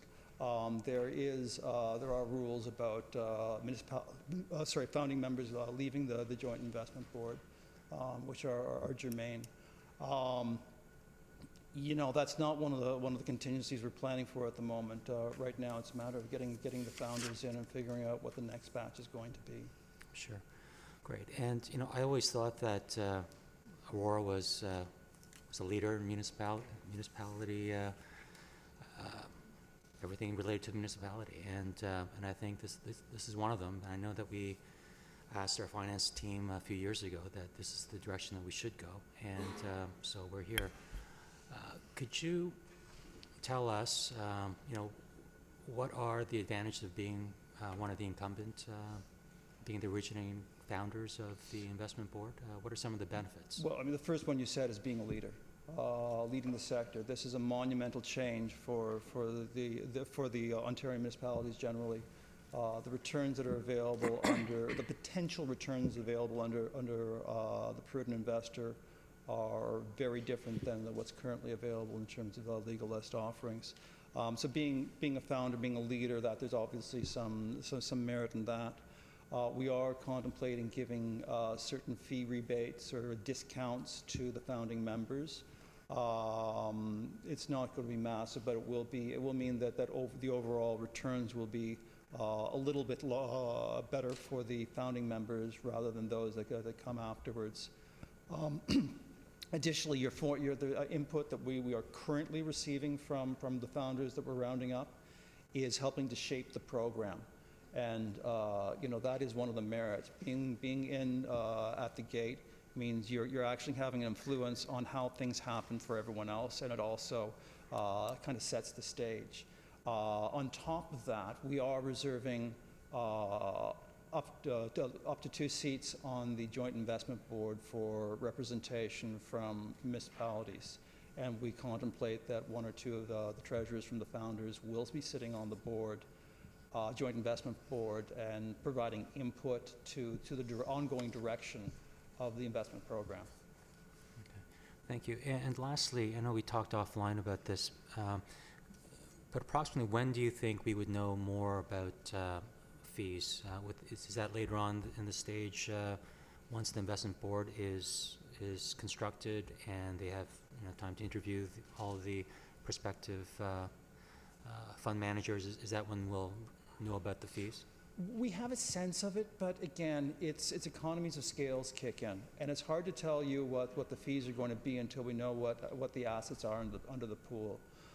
It is worthwhile noting that One Investment is a not-for-profit organization, and coming from Bay Street myself, it's a little bit of an odd dilemma, because one of our concerns is that lots of people jump on board, our fees get too high, and then we have to reduce them.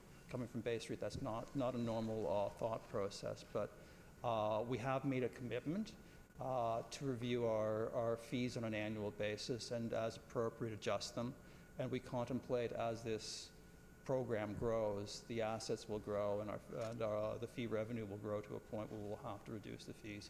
But we don't have granularity about what investments will be in the program at this point, so it's very difficult for us to be very firm in terms of what the actual fees are going to be. In terms of the investment process and what we contemplate, the selection of managers in the program are such that we believe that regardless of what the fees are, we believe that the managers will have sufficient skill and ability to provide incremental performance to offset whatever the fees are. Mm-hmm. Great, thank you. And I know AMO did a great job of bringing LAS on board and presenting, in, I think a couple of years ago during a luncheon. So that was appreciated. My last question, is, are there any other provinces or regions that are doing something similar? I looked up, and maybe Alberta might have something similar, but I don't think there's any comparators. Can I call a friend? Sure. Sorry, I'm the investment guy. You're asking about what other municipalities are doing, and that's just not my realm. My colleague, Colin, can answer. Yeah, so the Institute of Municipal Finance, IMFG, the Institute of Municipal Finance and Governance, actually did sort of a jurisdictional scan on prudent investor status around Canada. And right now, to my knowledge, this is again a bit of a dated report, so about a year or so old. Right now, Alberta has access to it, so I know the City of Edmonton is investing under the Prudent Investor Standard, and also the province of Nova Scotia has access to this, although the governance structure surrounding this in each of those jurisdictions very different from what we have here. Great, thanks very much. No problem. Thank you very much. Before we move forward, may I have someone move this presentation? I forgot Councillor Gilliland and second Councillor Kim. All right, we go forward to Councillor Thompson. Thank you. Thank you for being here. Just one more question for you with regards to risk management. At the end of the day, that's one of the main concerns, I'm sure, for all members of council is, how do you manage that risk associated with municipalities? And I wonder if you can just sort of touch on that. A broad topic. It's hard to give it justice in just a few minutes. One of the building blocks is diversification. And that's one thing that's actually limited under the legal list because they're all Canadian securities and it's predominantly very high credit quality. Credit is the core component. It sometimes can give a false sense of security. You can invest in all long-term Canadian bonds and think that you have no risk, and then the interest rate moves and you've lost money. So the prudent investor regime, because it's more so diverse in terms of what you can invest in, it naturally it's built on diversification, which is something that we contemplate that actually under the prudent regime, it's possible to have both higher returns and lower overall risk. On top of that, we intend to have the best-in-class managers, external managers, to manage the different components, whether it be global equity or global fixed income. And we will have a compliance system for oversight. The Joint Investment Board, they have identified investment ranges. So if movements in markets move a municipality outside of what the asset class range that we've set up, which is, it's determined on what you tell us, and it's determined to mitigate risk. If we go out of whatever that allocation is, our system will tell us there's something wrong and rebalance back to it. We also contemplate at least annual rebalances to make sure that if allocations do drift off course, that they're going to be corrected automatically by those annual rebalances. It's something we're actually taking very, very seriously, especially in the financial world. You can't, it's not about returns. Investing is not about returns. It's all about managing risk, and you are asking the right question. Thank you. Thank you, Councillor Thompson. Councillor Gallo? Thank you. And just along those lines as well, if we were to move in this direction, I quickly pulled up the Municipal Act, and I think it prescribes in there what municipalities can invest in. If we were to move forward with this new process, it doesn't mitigate, obviously, what the Municipal Act says in terms of what we can invest in. We're still restricted to those areas, or does it open it up to different areas that are not necessarily? Please do. So when you move forward, you will define, your monies will be divided into two bundles. One is money required immediately. Broadly speaking, we've defined that as being monies that will be spent in the next 18 months or so. Actually, you would define that. The council would define what that is, but that would be our best advice. And then anything else would be defined as money not required immediately. The short-term money, the money required immediately, nothing changes. It continues to be managed under the legal list based on those restrictions that you know in the Municipal Act. The monies that are defined as money not required immediately would be put under the jurisdiction of the JIB to invest. And those monies not required immediately are under the prudent realm and can be invested without restriction, as long as the governance that is stipulated in the Municipal Act is followed. Having the Joint Investment Board, having an investment policy statement, filling out a client questionnaire, reviewing all these things on an annual basis, and doing the ongoing monitoring. So yeah, legal list doesn't go away, but only part of the municipality's money stay on the legal list. And those monies that are long-term in nature, that can get the benefit of diversifying and investing for long-term, are handed over to the JIB to direct that professionally. And that second area,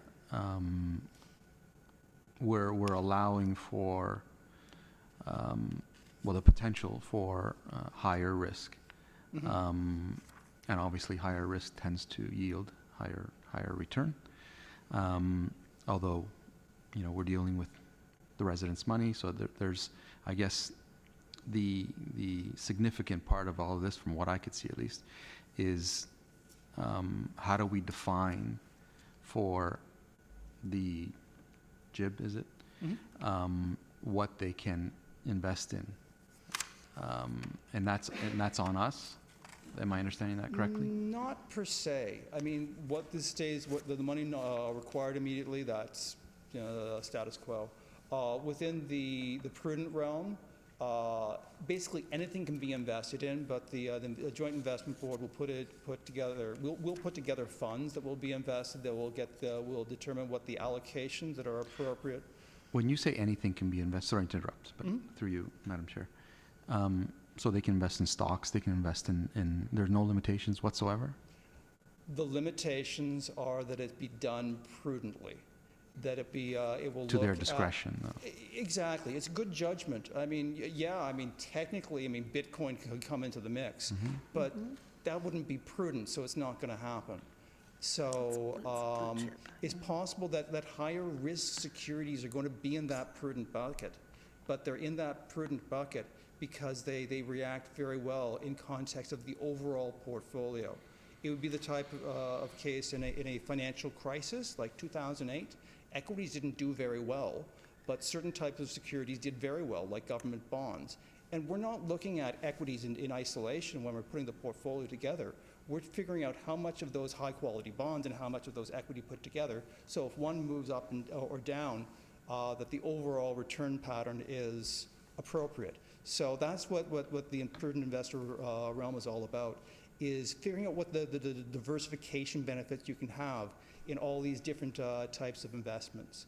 So there might be a few things that are in there that you'd scratch your head independently, but in a portfolio context, they absolutely make sense. And we're starting off with basic building blocks to begin with. As assets grow, we may add other things to the mix down the line, whether it be real estate, infrastructure, ethical products, who knows? We're not limiting ourselves in what we can do. So could you also, just because I wasn't clear on we're being, I guess, categorized as forward-thinking and being part of a small group that's starting this. Yet there are many municipalities that are doing it. Help me understand. It's happening, but we're doing something different.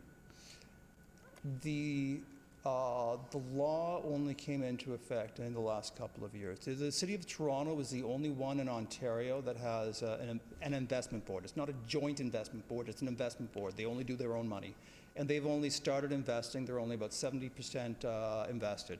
And they have their own carve-out of the Municipal Act. I think you need $100 million. Pardon me? You need $100 million, is that right? A minimum, yeah. Yep. Yeah. They have that, trust me, yeah. But yeah, for everyone else, no one else has done it. The regulations are quite new. Toronto started a couple of years ago to do the whole setup, and it took them, I don't know, a year and a half before they could even started thinking about investing money. So the process of setting this up is, you just can't do it overnight. We are the first one that will be setting up a joint investment board. And yes, you will be on the first joint investment board in Ontario. It's as simple as that. So in terms of the board, you had said that there's a possibility of a treasurer to be in part of that, but at the same time, that no municipal staff or council. Correct. How do we, our treasurer is not considered a municipal staff?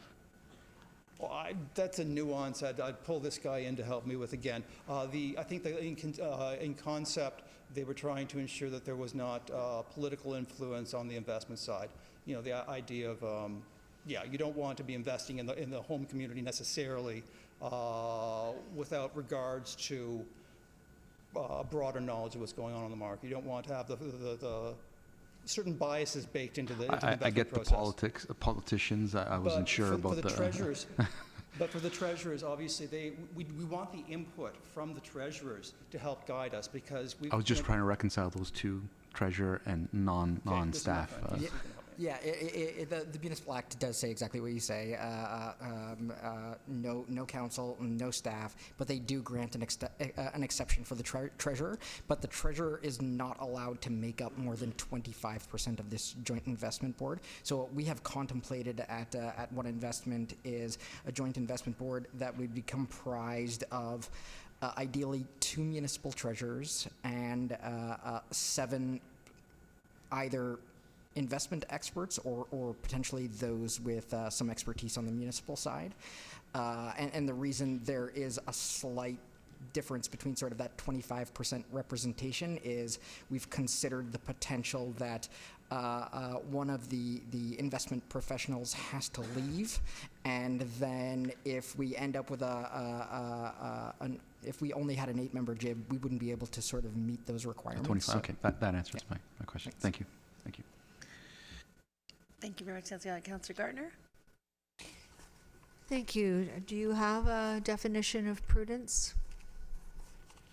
You know, the prudent investor concept is something that goes back about 150 years. I think it was written into one of the trust acts somewhere along the line. And I'm reciting from memory. Basically it's a concept that you would invest other people's money in a manner that's consistent with how a man with similar constraints and similar information would invest their own money for the permanent disposition of their funds. That's a broad definition. It's actually defined in the Municipal Act a little bit more succinctly with that, with a few more words. But the idea is that there's a recognition that you're managing other people's money, and you need to do it. There's a fiduciary duty. You have to respect that you're managing someone else's money and do it basically through similar eyes, looking at their constraints and circumstances. As I say, it's actually written up in the Municipal Act in terms of how they define it, and it's a little bit different than how I said it has been traditionally defined. But that's the broad, in simple terms, good judgment under the circumstances. Thank you. I have to admit this all makes me a little bit nervous, but this is not my area of expertise. Thank you. Thank you, Councillor Gilliland. Thank you, through you, Madam Chair. I was just reading the report, and there's a section here. It says other founding municipalities are, lists County of Essex, Municipality Clarington, and such, and so forth. And you were mentioning about this JIB, for a matter of acronyms, and that the Treasury and staff would be a minimum of 25%. And I was wondering, how do you determine which municipalities have a treasurer or such on this board? Is it something you would rotate? Is it something that you would choose? Is it, are they all engaged? Have they committed? If you can just kind of expand on that a little bit. Yeah, okay. I mean, Colin's going to help me out again. This is more. Yes, we have contemplated that 8 municipalities, potentially 2 positions. What we had contemplated is the idea of a rolling sort of 2-year term for the treasurers, and basically giving the treasurers, again, this is if they wish to actually sit on the Joint Investment Board, the opportunity to do so, so it would be a rolling 2-year period. Okay, thank you. To you, Madam Chair. When you're saying the other founding member municipalities is this saying that the list here, they are currently working with you now? Like they are part of, or are you engaging with them now? One modification, Clarington has dropped off the list, but everybody else is currently working with us. So. Perfect. And if Aurora chooses to work with you, does that mean that we would lump in with these other municipalities of the 8? 1, 2, 3, 4, 5, 6, 7. Because there's 8 here, so if they dropped off, does that mean that's where we would fall, or are we actually creating a new board? Yes, the Joint Investment Board is under the Municipal Act, a municipal services board. So it requires municipalities to actually found this board. And right now we are working with and optimistic that all of these municipalities will eventually be the founders of this board. Thank you for the clarity. We don't have the board yet. As the municipalities move forward, we will strike the board and move forward. Okay, great. So you are engaging with all of these municipalities at this point, and it's under consideration. Correct. Okay, thank you. Great. Thank you, Councillor Gilliland. Mayor Maracus. Thank you, Madam Chair, through you. I'm just wondering, so funds that are identified as not required immediately and are invested into the JIB, we know that municipalities are always evolving and looking at different projects that come through. Let's say the funds are needed all of a sudden. Are they locked in? Are they able to be pulled out? You let us know. You inform us. We will liquidate the holdings and send them your way. Yeah, no, everything we invest in is going to be liquid, at least at this stage. Later on down the line, when we have more monies, we may invest in a small portion of the portfolios in real estate and infrastructure that might be a little bit less liquid, but that's not even a consideration at this point. And even for those type of investments, they would typically be a very, very small portion of the portfolio. The idea is everything is liquid, and it's your money. If you need it to build a bridge or deal with flooding, whatever it might be, you let us know, and we will work towards that. Thank you. Thank you, Mayor Marakis. Any other questions? Thank you very much for your presentation. I'm actually looking forward and very interested in this. I don't, absolutely, like Councillor Thompson mentions, risk is number one, but I feel that's your entire approach, is looking at risk and seeing what's best for municipalities. So I'm actually looking forward to that and seeing if we can make some money.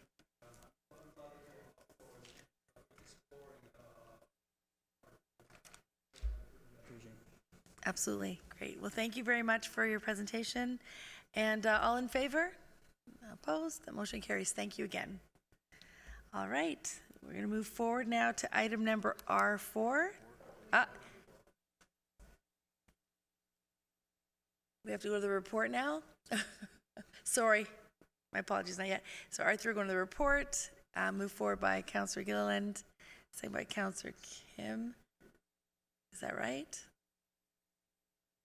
That was the last one. All right. I need a mover for moving the report forward. R3. Apologies.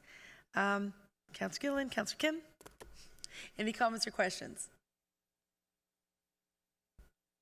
Councillor Gallo.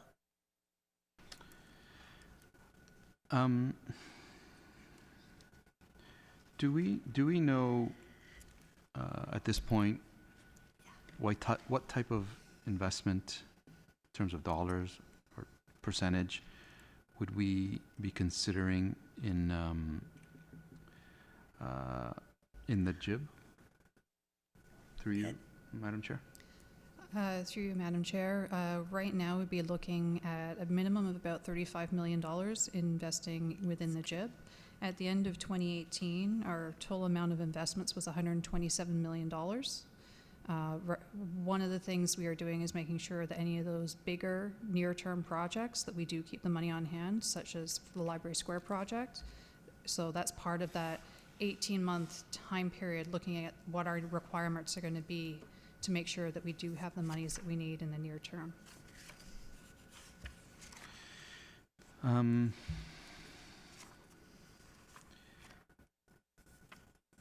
Just in the report, there's a few things that I wanted to highlight that at least stood off the page for me.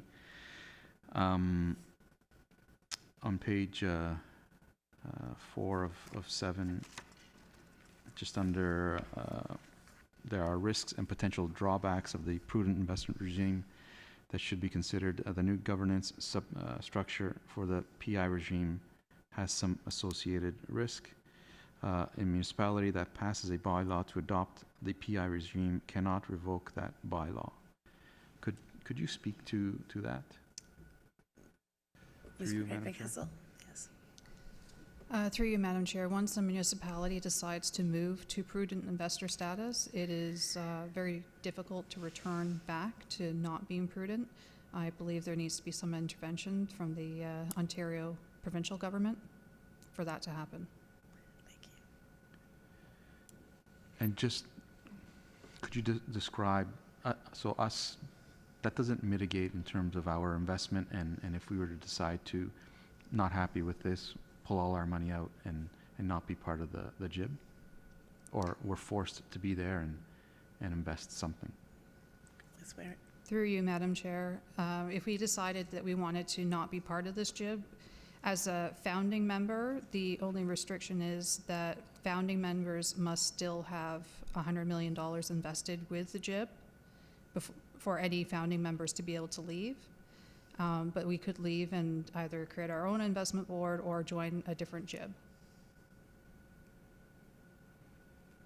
I'm sorry, I'm not clear on that. Could we leave and pull out all our money, should we say, determine it's not for us?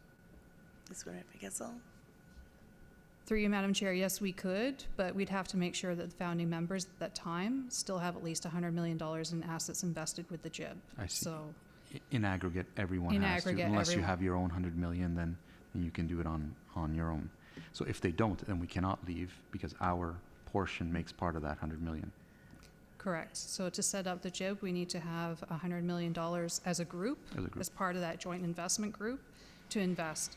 And from what I understand, they're looking at starting with a minimum of about $300 to $400 million through this group of municipalities. But our contribution would be the 35 To start with, yes. to start with. And on page 5, the second paragraph, there are no guarantees of better returns by investing in the PI regime. A broader array of investment will expose the town to a wider range of risk. And although this approach has been success in the past, there are no guarantees for the future. That's somewhat worrying me. Could you speak to that? Through you, Madam Chair, as mentioned earlier by Keith, part of it is all about managing the risk. So when you do open up investments to a wider group of investments, it does create more risk. We are no longer going to be restricted to just what's on that legal list, which is determined to be that safer group of investments. Yes, they produce safer level of returns, but not as high as what we could be earning as being a prudent investor. So there is a bit of risk to offset it, but that's part of the diversification. And then also with the JIB having that experience with the members on their board, bringing that to the table, and then also having a couple of founding member municipalities sitting there, making sure that the board is actually investing in that prudent method. When we speak of eligible investments, I quickly pulled out the Municipal Act, and I'm not sure if I'm in the right section or not. It's eligible investments, related financial agreements, and prudent investments. And there's a whole list. I assume that that's the list that we currently follow and abide by, which is bonds, debentures, promissory notes, and it goes on and on, from Canadian or province, a territory, an agency of Canada. It also says a country other than Canada. I thought I heard the delegate say that we can't currently invest outside of Canada. But is this the list that we're currently going by, and all of our investments line up with any one of the items in this list? So through you, Madam Chair, yes, we are restricted based on what is in the legal list as defined by the Municipal Act. And that will still remain the same for the monies required immediately, so within the next 18 months. And that is done by my department. So we have a member of my team that looks at investing those monies to have them come due during certain periods so that we have the money consistently available.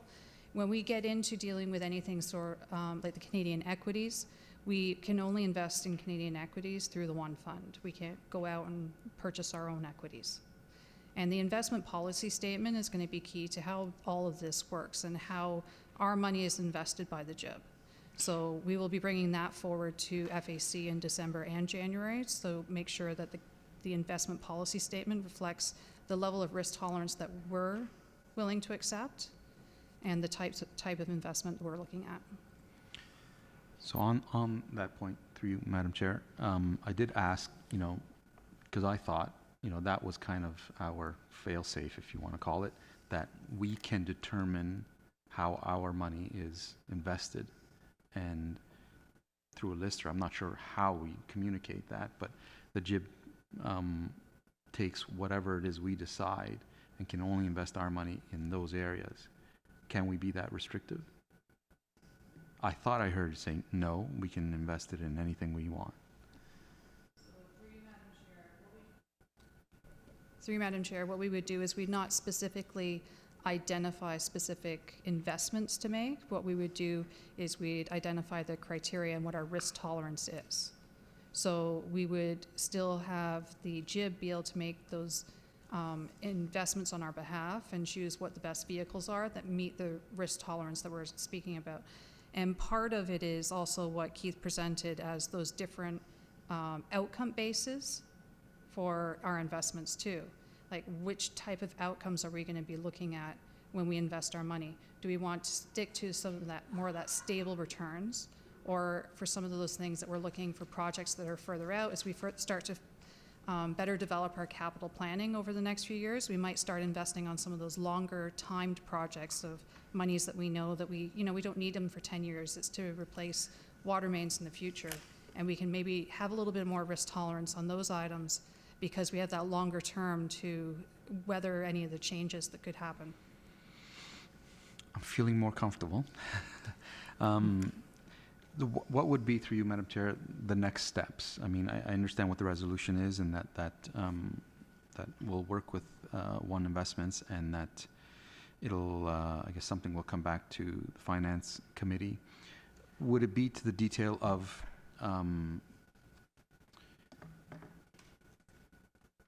this is a summary of what we're currently doing and what our returns are, and should we move in this direction, this is what the potential would be? Would we get to that kind of detail? Through you, Madam Chair. Through you, Madam Chair, what we are looking at doing is we're planning on coming to the Finance Advisory Committee in both December and January. To those committee meetings, we're planning on bringing the draft investment policy statement and working with the Finance Advisory Committee on making sure that we revise that statement to reflect what the town of Aurora is expecting for how the JIB will manage the monies overall. We can definitely pull some more information together on what expected returns could be. And I've also asked Keith and Colin to join us at those meetings to help us guide them through, because they are the experts in this area, and we could definitely use their advice as we go down this path. Okay, thank you. Councillor Kim. Thank you, Madam Chair. I think, like I said earlier, I think this is a watershed moment for us as a town, and I think in terms of the investment board, us becoming founding members, I think that's that's an important benchmark for us as a town in terms of how we manage our funds. And certainly, it is all about risk management, but at the same time, you manage risk, but you take risks so that you can have some kind of return in the end. In 2015, there was, I read here, $36 billion in investable municipal capital in 2015. Half of that belonged to the City of Toronto, and the return was 1.22%. And so certainly the municipality safeguarded their capital, but when the markets over the last 10 years have produced 200% over the last 10 years, 1.22% doesn't really. Have you been a good steward of town finances? So I look at from that perspective as well. And in terms of the prudent investor regime, if we don't go in the route of the prudent investor regime, what's left is the legal list. And the legal list is what we've had available to us for the longest time, which is what York Region and City of Toronto is invested in is essentially debt from deposits from major banks. That's about a third of the investments. The other third is investing in other municipalities. Believe it or not, we finance other municipalities' debt, and that's where we get the 1.5% from. And the other third is we have invested in asset-backed securities, which are essentially we get a small return protected by the receivables of credit card companies. So those are the types of returns that we're getting, and by diversifying and using professional institutional management, we get the extra 2.5%, 3%, 4%, 5%, and I think it's worth it. So just going back to the legal list, if we don't go the prudent investor regime route, what you have are those short-term investments and bonds, and you have the one investment funds currently available, which are the short-term bond fund as well as the Canadian equity. And anyone who has some knowledge of investments, that's not a diversified portfolio. So if you don't want to be choose from the legal list because it's not a diversified list, because you're missing out on the global picture, which is essentially 90% of the investable market out there. So I think going the prudent investor regime route is the most prudent way to go, and we don't want to come back. If you have the platinum standard, why would you want to go back to bronze? you can always go back, you can always act like a bronze, but you don't need to necessarily be accredited as a bronze once you receive that standard. So again, I know many of us are we rely heavily on the process, and I think a large part of the PI process is mandate is really about the process. So, I'm for the staff recommendation, and look forward to looking at how this new JIB unfolds. Great, thank you, Councillor Kim. Councillor Thompson. Thank you. Through to Ms. Wainwright Van Kessel.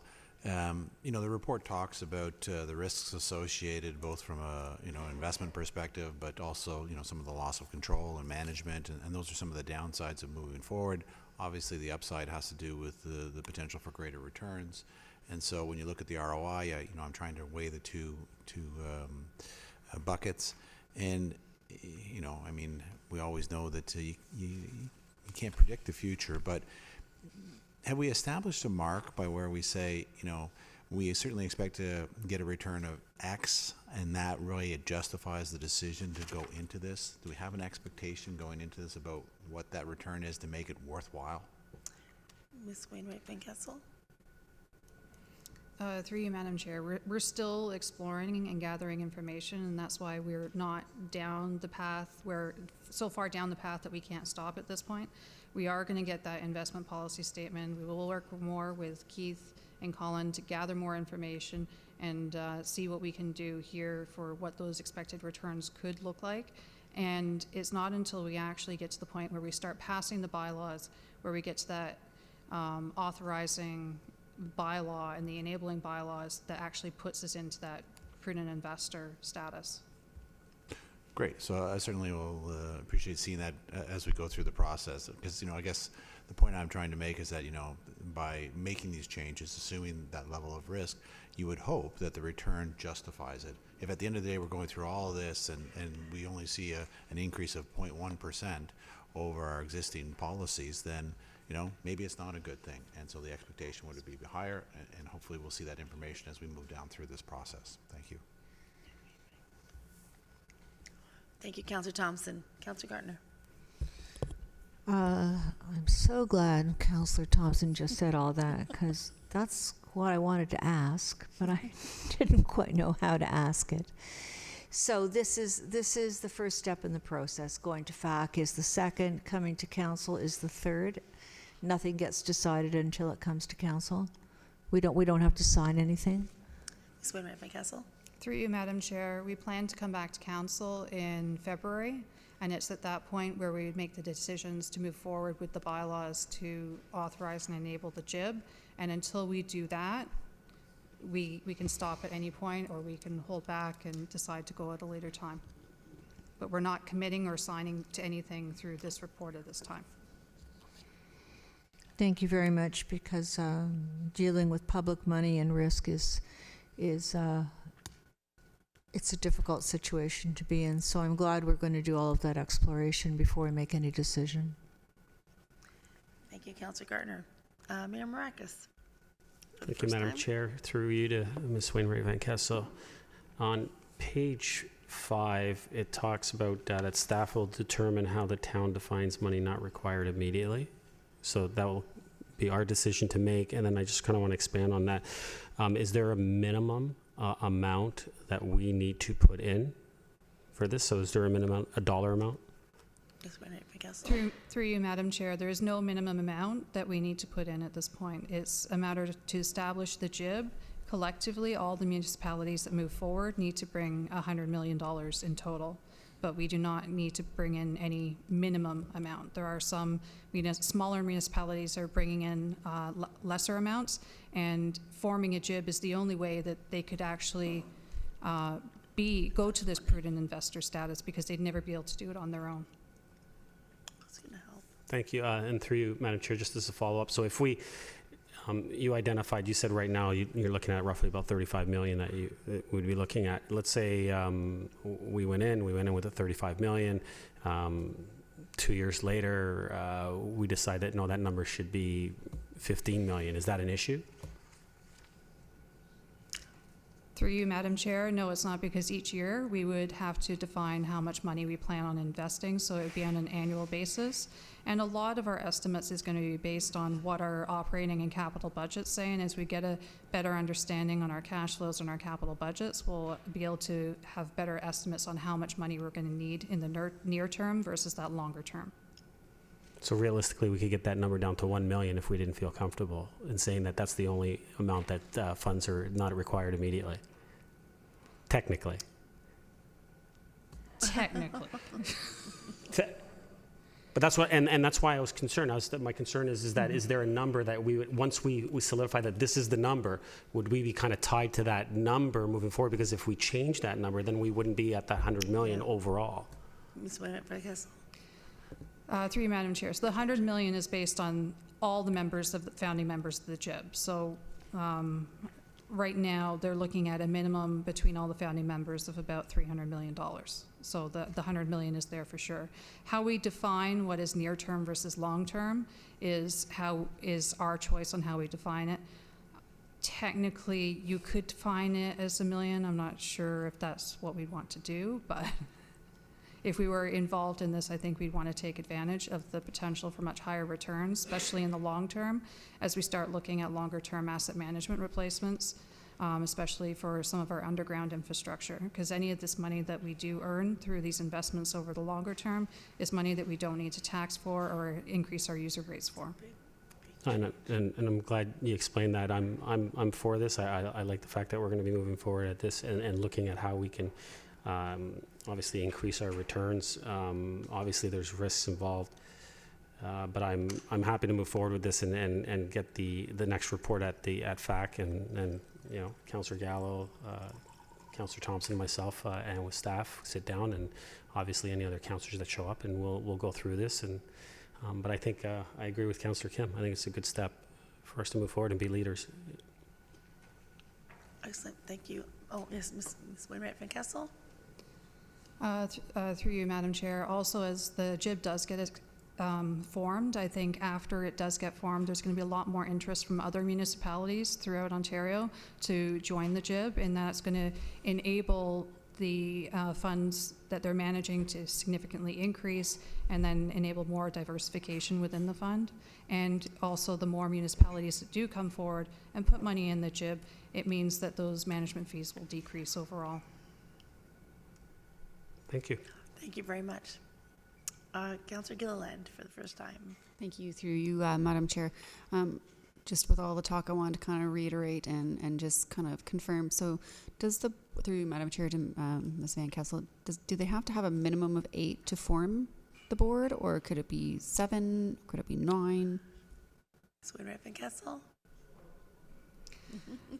Through you, Madam Chair, technically it could be just one municipality, but then it would just be an investment board. So as soon as you have 2, then you're looking at a joint board. It doesn't have to be a certain number of municipalities to join. It's more about how much funds are available. So there must be that $100 million for the investment board to be formed, whether it's a joint investment board with 2 or more municipalities or an investment board with just one, such as Toronto. Okay, and the idea of the 300 million is coming from 8 municipalities, of the likelihood of that number. Through you, Madam Chair, yes, it's an estimate at this point in time based on the municipalities that are looking to be founding members of roughly about $300 million to start with. Okay, and so from what I'm gathering, while we're, I guess, engaging interest from other municipalities, we could, if we had $100 million to go ahead with 4 municipalities, we would just go ahead at that point. Through you, Madam Chair, it would be an option if we wanted to. I do think it's a great opportunity for us to be in a larger joint investment board. It does provide more assets for the investment board to manage and more diversification and, again, lower fees overall. Mm-hmm. Thank you, through you, Madam Chair.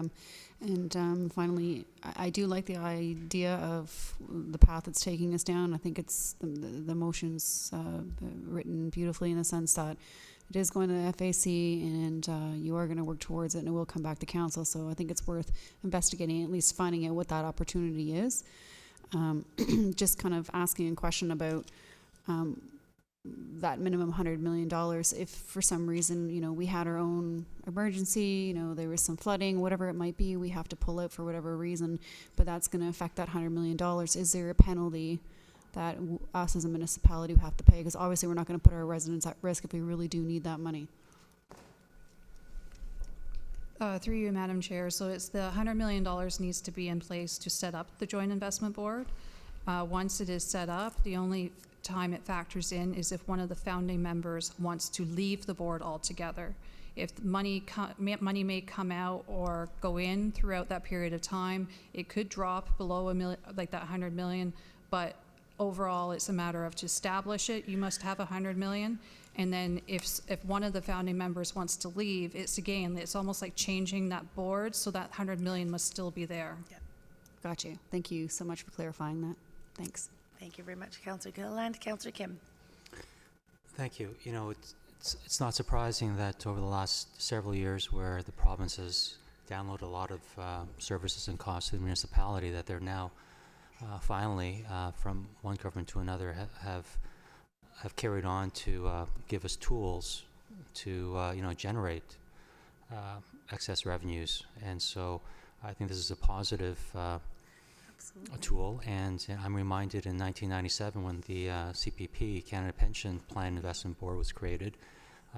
It had to be created because future liabilities exceeded the funding capacities, and look where it is now. And from that CPPIB being formed, 22 years ago, they've expanded their investments to equities, infrastructure, real estate, and it's really quite diverse to the point where you have steady risk-adjusted returns that can handle the liabilities and disbursements that were required. And I liken this watershed moment for us and for the Ontario municipality community that we're starting an investment board that will also help us plan for the future. And as our treasurer mentioned, as we work through our 10-year capital plan and we have those needs in future years, we need to address some of those those needs, cash flow needs in the future. And so I think this is one of the tools that can help us. And being a founding member, I know that with any new venture, there's always concerns. But being a founding member, I would imagine that we would have a say in, what the mandate, the options, and all those things that are important in terms of liquidity and managing risk and so forth. We'll have a say in that. So I think this is a great opportunity. Great. Thank you, Councillor Kim. Councillor Gallo. I just wanted to be clear, and it doesn't have to happen now, but I just want to really understand the pros and cons of being a founding member. I quickly pulled up the Municipal Act, and it does say in terms of withdrawal, but I haven't read it all. It was just the first point. A municipality may withdraw from investing through an investment board or joint investment board that the municipality has not established if all the following conditions are met, and there's a bunch of conditions. So I'm just, at a future time, just to understand the pros and cons of being a founding member as opposed to joining a board that's pre-existing, I guess. Thank you, Councillor Gallo. Any other comments, questions? Okay, none seen. All in favor of the motion? All opposed? Motion carries. Thank you very much. It's time for a break. I feel so badly for the people waiting. But we just have a little break. I think it's 10 minutes. We'll be back at 9:35. You gonna still stick it out?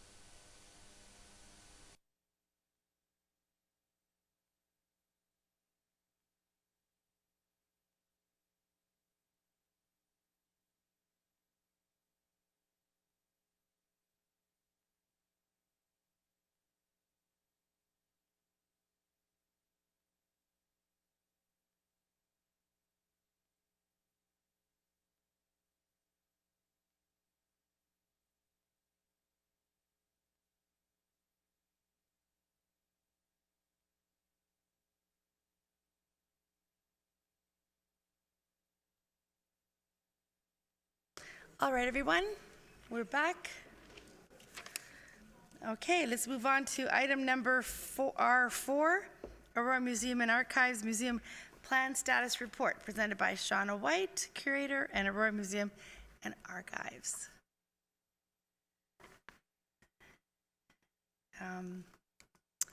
Please go ahead with the presentation. You have, is it 10 minutes? 10 minutes. Okay, perfect. Thank you so much for the opportunity to present to you the update on the museum plan. And I brought Michelle Johnson to the podium with me to help present because she was very instrumental in helping to build the foundation of the Aurora Museum and Archives. I was hired in December 2014 after the Aurora collection was handed over to the town from the Aurora Historical Society. My number one goal was to reopen the Aurora Museum, and preferably within the next 6 months. It's pretty ambitious considering the collection had been in storage for a number of years. There was no desk, no phone or computer, a database file but no software to open it, no exhibition cases, walls that couldn't be drilled into, and only 4 lights. What there was, however, was incredible stories and immense potential. So I began crafting a plan.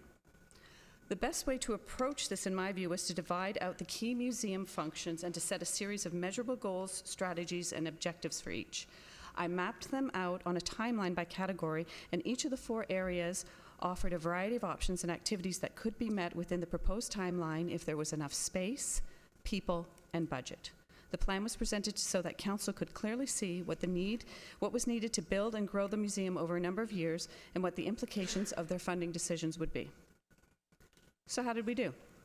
Of the plan's 21 strategies that are outlined in attachment 2 on page 9 of your packages, 16 have been implemented or are in process. Let's take a closer look. The first area is collections management, which involves the maintenance and development of the collection. This is what we call a back-of-house category, but it is really important as the majority of our outward-facing work activities depend on the maintenance of the collection. The plan outlined 5 strategies which could be utilized to achieve the goal of maintaining and developing the collection. To date, 3 of these strategies have been completed. New collection software has been purchased, a collections management policy is in place, and all of the collecting records have been reviewed. When we refer to collection software, this is what we're talking about here on the screen. Here you can see a database entry for an archival photograph that was donated in 2016. When objects are put on view for the public, whether it's through a display or the weekly newspaper spot, the information is compiled and generated from these database entries. Collections management and new donations go hand in hand. While we're ever mindful of space constraints, we still collect items that can help further our understanding of Aurora's past and present. Since reopening, we have accepted 134 new donations, the majority of which are archival photographs and documents. One of the latest object donations is this wooden teapot display piece, which was salvaged from the old Scanlon Bakery on Yonge Street. You can actually see another one that's on display here by the stairs. To become a part of the Aurora collection, an item must go through the accession process, which can take at least 30 to 45 minutes per item at minimum. So what wasn't done? A comprehensive update of the database is still outstanding. This is a necessary step in order to make the database available online for the public to access. Before the Aurora collection was transferred to the town of Aurora, there were donations that had been accepted, but the accession process was not completed, or in some cases, it was barely started. This is referred to as the backlog of pre-transfer donations, and completion of this backlog is completely dependent on available staff and volunteer time. The area of conservation refers specifically to the physical integrity of the artifacts and the environmental and physical caretaking activities pertaining to the artifacts. This is another back-of-house area. The plan originally outlined 3 strategies which could be utilized to achieve the goal of maintaining and improving curatorial custody. While this remains our goal, an infestation of active breeding bugs that were eating the textiles, because they love wool, meant that we had to reprioritize. We are happy to say that there are no more bugs in the textile collection. And since 2016, staff and volunteers have been actively rehousing the items into archival grade storage solutions. This is a very laborious process, and with hundreds of textiles, you can imagine how it could take a little while to complete.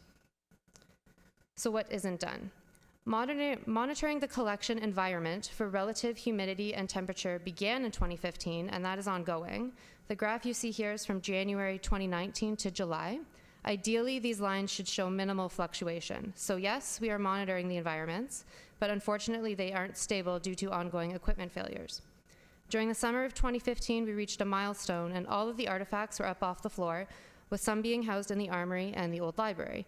Come 2017, we had to vacate both of those spaces. This meant that we had to absorb the items back into our storage facilities at 22 Church Street, along with additional large pieces of architectural salvage. The next area that we focused on was outreach, with the goal of connecting, engaging, and inspiring our community. It's what we refer to as civic engagement. I'm hesitant to use the terms history and heritage as eyes often glaze over. I prefer instead to talk about stories. We love hearing about stories from the community. Our job is to gather these stories, preserve them, and share them in as engaging a format as possible. We were fortunate enough to receive a number of grants that helped us to do just that. The first grant we received was from the Virtual Museum of Canada to create an online storybook about Town Park that launched in 2017. The following year, we received another grant that allowed us to reimagine the Temple of Fame theatrical pageant on its 100th anniversary. And later that year, we received another grant that allowed us to bring in a traveling exhibition. Of course, we would not be able to do all this without our incredible group of volunteers, some of which are pictured here. Our volunteers are involved in every aspect of the museum and have contributed a grand total of 10,590 hours as of August 30th of this year. That's the equivalent of one person working full-time for 4.1 years. What haven't we done? The only strategy we were not able to implement in this area was an educational program for schools and community groups. In comparison with other museums in the surrounding area, Aurora is the only municipality that does not offer school group programs at their museum. This is due to the lack of budget and staff, but more importantly, the lack of space. The Library Square project proposes some solutions, but you'll have to wait till our next plan to hear about those. The final area is access. This is the most public-facing part of our work and includes all of our exhibitions, programs, and events. With collections management, conservation, and outreach goals well in hand, we were able to focus on increasing the public's access to the collection.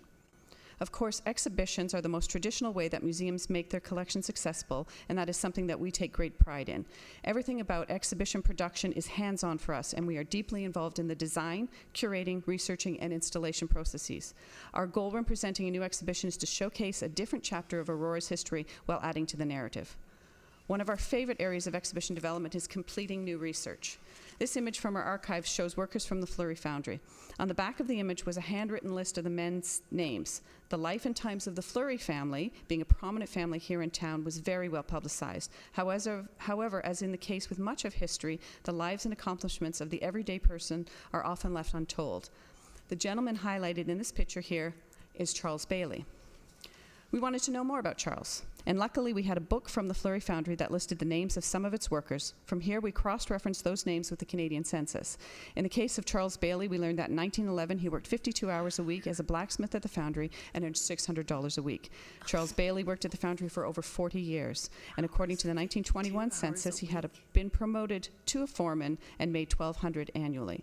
Charles's story is an exceptional example of adding to the narrative and discovering stories of the everyday person that might otherwise go untold.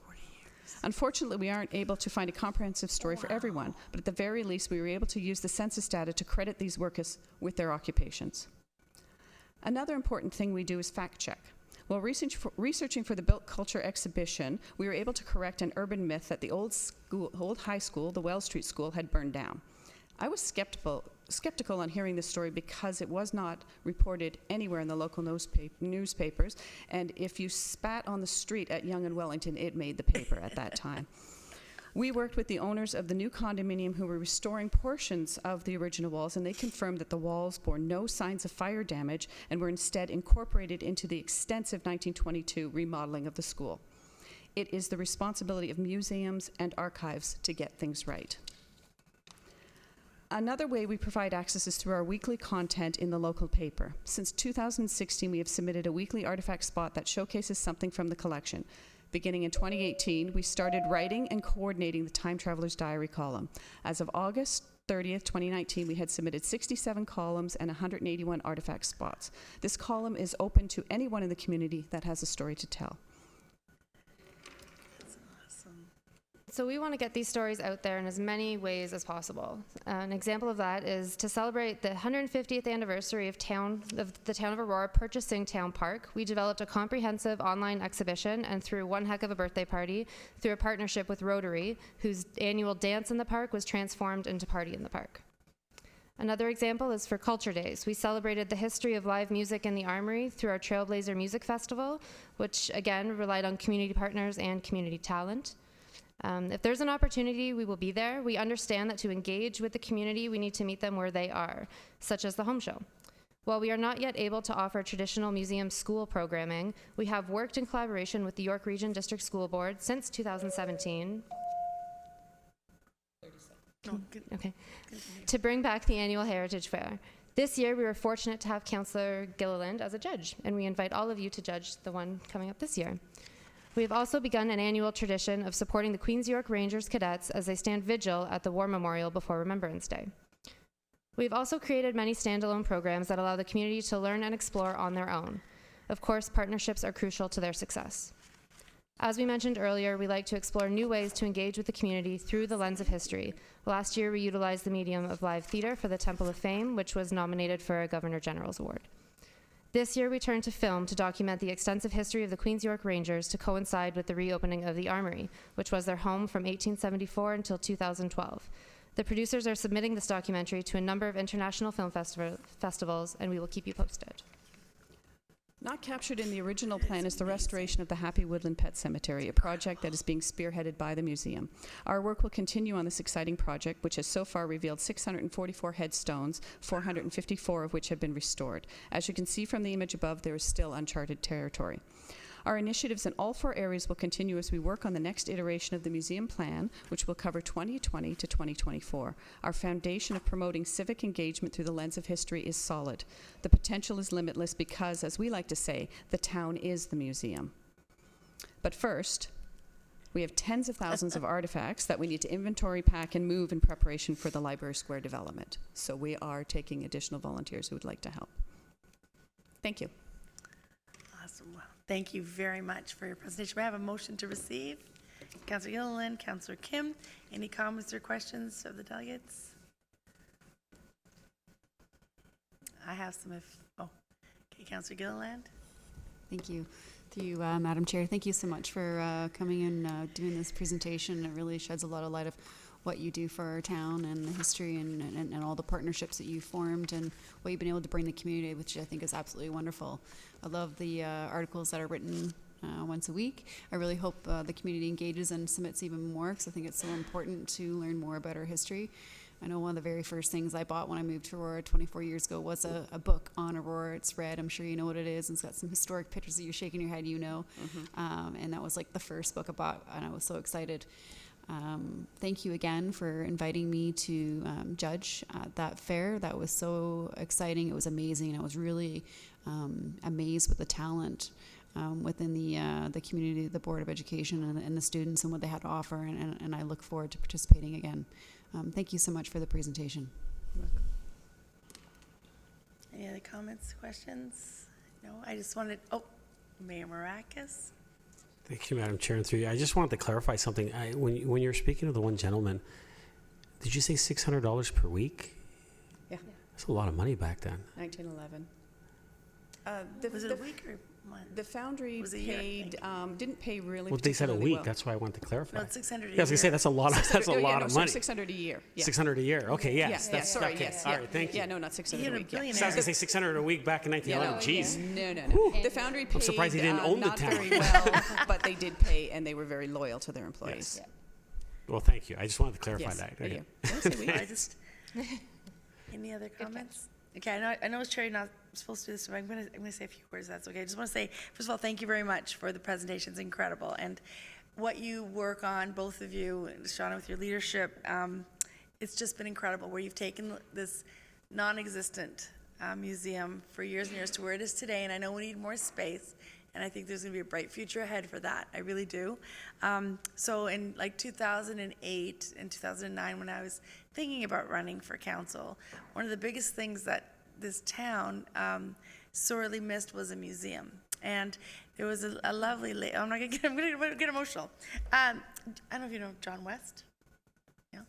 So his partner, Fran O'Neill, school teacher in Aurora for 60 years, right? I mean, lived in Aurora for 60 years with her family, and had a bunch of items that she wanted to bring to the museum, but didn't have a museum to donate them to. And she said, all I want is if you run, you promise that we're gonna get a museum back. I want our museum back. And she wanted it in that Church Street school. So it was really tough for me. I mean, my mother-in-law, all these Aurora family that really wanted, friends that wanted to see that museum come back. And unfortunately, she never got to. But my mother-in-law is loving it, and a lot of Aurorans, new Aurorans, and longtime Aurorans are thrilled with what you do. Your outreach program is huge. I know you said you're not doing much of it, but you're doing way more than we ever saw in the past. With the special events that you go to, it's just, host and the things you bring to it. The stories you're telling, like you said, stories, it's incredible. It's really wonderful. It's such a rich town full of history that you're bringing to the forefront, and I really can't wait till you get to that next level where those schools can come in and be part of the curriculum. And I really believe you're just going to tap into that, and it's going to happen near future. The other thing I wanted to mention was, just having things on the floor again. Hopefully we can change that quickly when we start to move things out and think about the future.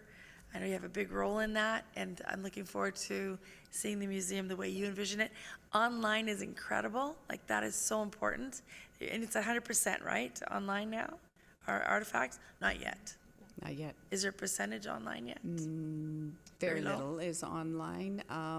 Because we have to do all that back of house. So we're actually looking forward to these 2 years that we'll be out, because it gives us the time to work on do that and to develop more online through the app on the spot. We're going to introduce some more tours. Perfect. We're working with the developers now on ways to do inside of the building. So I've got my eye on that mayor's wall to make it a little more engaging, because there's incredible stories with those, like the guy who's there for like 6 months. Right? We'd love that. Like, that is so great. And that's what you are going to be bringing, just a huge, vibrant perspective on our history and heritage. And I'm really excited about it. And I'll call it stories as much as I can too, but I still love heritage. And I just want to say again, thank you very much. I'm really looking forward to the next steps for the museum. With the 2-year work in the back rooms, I totally agree. And also wanted to mention that I had volunteered to be a judge along with Councillor Gilliland, but I couldn't make it. I was very disappointed. So hopefully you'll share that opportunity again for people, because it sounds like Councillor Gilliland was saying how great it was and how much she was so happy. She didn't realize what it was going to be like till she got there. And it was like really incredible. Well, the future of history is in good hands with the students that are coming through. It's just amazing. Their critical thinking and the way they approach things. I'm sitting there going, wow. I don't think I ever did anything like that at public school. Isn't that encouraging? The young people love the history. It's wonderful, and right? It's all how you present it, right?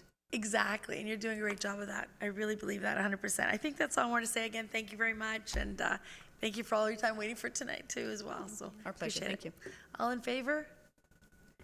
Opposed? Motion carries. Thank you so much. All right, so we go to item R4. May I have a move? Oh, what did I do? It's just a report. What am I doing? That's all it is? No, just the report for that. Okay, that's what I thought I said. So we're going to the report for the presentation. R4? Yep. May I have someone move? Councillor Gilliland, Councillor Kim. Any comments or question on the report? Okay, seeing none. All in favor? Opposed? Motion carries. Thank you so much. All right. Council, I don't know if you're okay with this, but I think we should go through items 5, 6, 7, 8, and then see if we can get to procedural bylaw. I think we have a lot of information here. Or do you want to do that now? Because I know there's a lot of people want to. It's a lot of. Want to do it now? Because there's a couple people missing that we could bring it to council next week.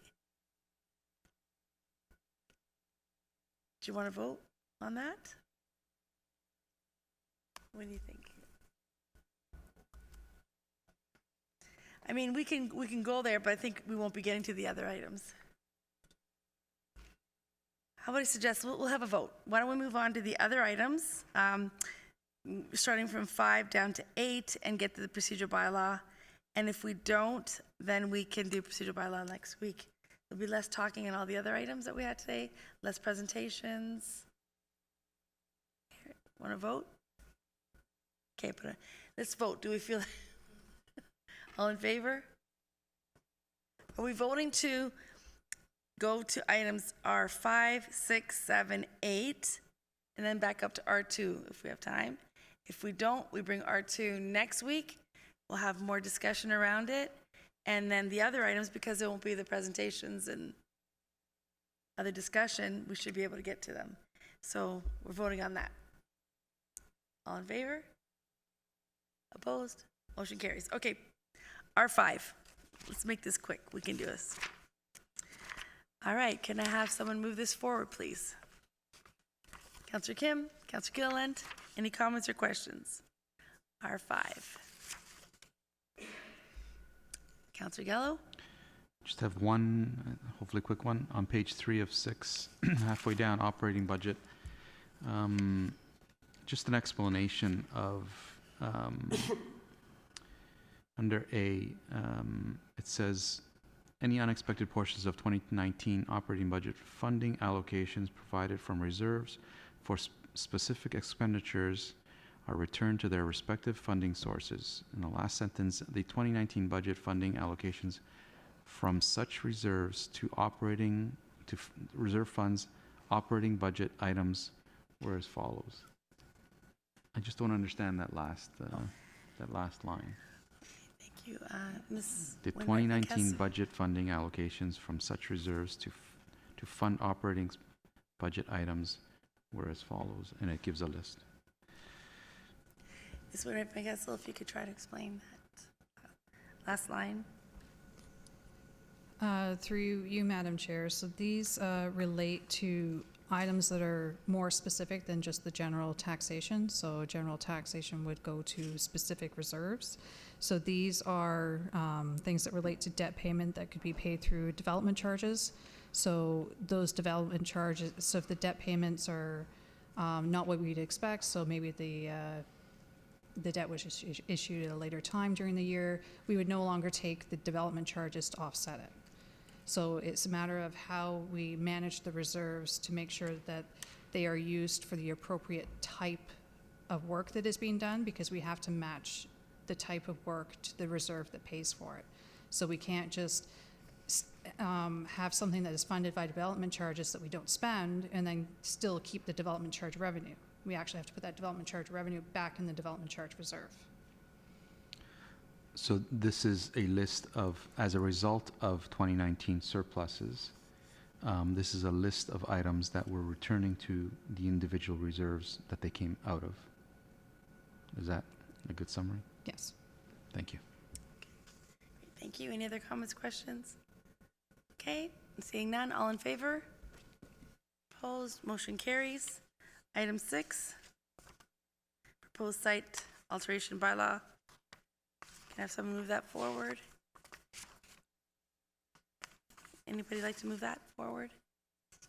Councillor Gilliland, Councillor Gartner, any comments or questions? Okay, seeing none, all in favor? Opposed, motion carries. Item R7, mitigation tactics to prevent illegal demolition of listed heritage buildings. So move that forward. Councillor Gilliland, Mayor Marakis, any comments, questions on this? Councillor Gardner? Thank you. My comment actually is the same as the Heritage Advisory Committees, that I think the amount of $10,000 is too low to demolish something. Well, we had an example where something was demolished before it was actually allowed to be demolished. I don't think that a $10,000 fine would have done much for that. So I don't know who in staff, so planning and development, I guess that's you, Mr. Waters. Mr. Waters, you can. Through Madam Chairman, $10,000 was selected because it represents the initial fine that the court would levy in a situation like this. So we felt it was an amount that could be supported and justified through another process such as the courts. Thank you. So thank you. Follow up through you, Madam Chair.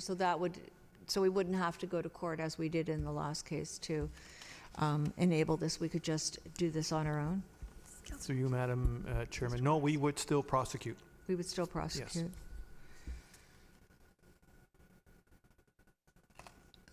Okay, so in the meantime, we would have their money on deposit. So it would be hopefully to inhibit or prevent this happening. Thank you. Thank you. Councillor Gilliland? Thank you, through you, Madam Chair. I did read the Heritage Committee recommendation on this, which was consideration for a greater fee, and I guess I wanted to ask you, through Madam Chair, to Mr. Waters, is this something that other municipalities have instituted at this number, or have other municipalities requested a higher amount to deter this kind of demolition? I just kind of want to get a sense of if this is common best practice. Through you, Madam Chairman, we didn't find any municipalities that actually had this incentive as such. So I think we're sort of, leading edge here in terms of requiring an additional amount as a security at the time of a demolition permit is requested. Okay, and there was another comment if there was any funds that were, I guess, detained, that it would go into a heritage fund. That was it was a suggestion, but from what I gather, if they did not obey the bylaw and had demolition, that money would already have been spent on legal. So there would be no surplus. There's no incentive with any kind of surplus to go to a recommended heritage fund. Mr. Waters? Through you, Madam Chairman, the $10,000 that would be deposited with the demolition permit, if they did contravene and demolished earlier before the permit was issued, that money would go into a demolition, into the Municipal Reserve Fund for Heritage, and then we would pursue prosecution through the courts for a fine and probably costs associated with that prosecution. Okay, that clarifies it. Thanks. Thank you. Any further comments or questions? Oh, Mayor Maracas?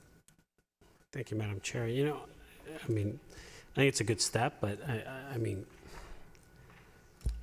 10,000 for some of them, it's the cost of doing business, and it doesn't matter to them. So I mean, there was some conversation around the table. I was sitting at that meeting, and there's some conversation about possibly looking at penalizing them with time. Because some, especially to a developer or to a builder, time is sometimes more important than actual cash. And so I'm just wondering, through you, Madam Chair, to Mr. Waters, was there any consideration? Have we looked at that, or are we going to continue to look at that and maybe upgrading this? Mr. Waters? Through Madam Chairman, Madam Chairperson. I'm okay. Chairwoman, sorry, I apologize. That's okay. We did look at a freeze. I consulted with the Chief Building Officer, and his opinion was that we are not able to, we have to accept a building permit under the Ontario Building Code, that we can't just freeze or not accept the permit, the building permit application, should they have demolished illegally. Okay, I guess we have to work under the legislation and what we're given. But geez, we need to come up with a better strategy on how we can penalize people that go and demolish our heritage buildings without permission.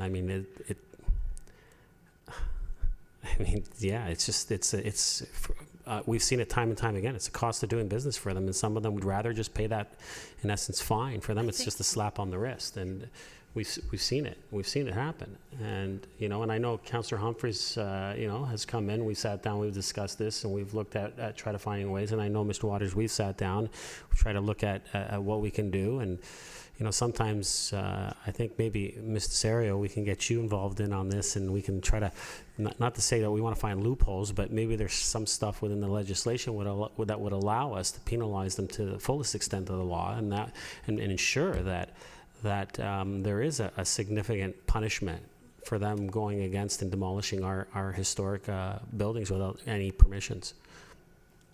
It's not. That's a comment. Yeah. But like I said, this is a good first step, I guess. But I think that we need to sit down collectively and look at how we can come up with stronger penalties for these situations. Yeah. Thank you, Mr. Mayor. Thank you, Mr. Mayor. For Mr. Waters, I know he's trying to say a comment, but I think this was almost to prevent anyone to think about trying to circumvent the process. It doesn't mean we can't charge them more, I believe. I believe that can go up to $280,000. I think there was an issue that happened about 5 years ago, a long time ago. But, maybe we can go back and research. But I do believe this is a deterrent, but if they don't heed it and they decide, go for it, I'll lose my tent, it can be a lot worse than that. Is that correct? Through you, Madam Chairperson. Thank you. Chairperson. Thank you. I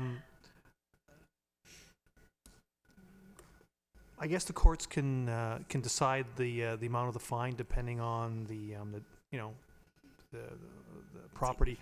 I think the best approach is to designate where it's worthy of designation, because then severe fines kick in up to $1 million. Right. And I think that's where we need to sort of move forward with the properties on the registry now, because there are 400 to 600 properties on the registry.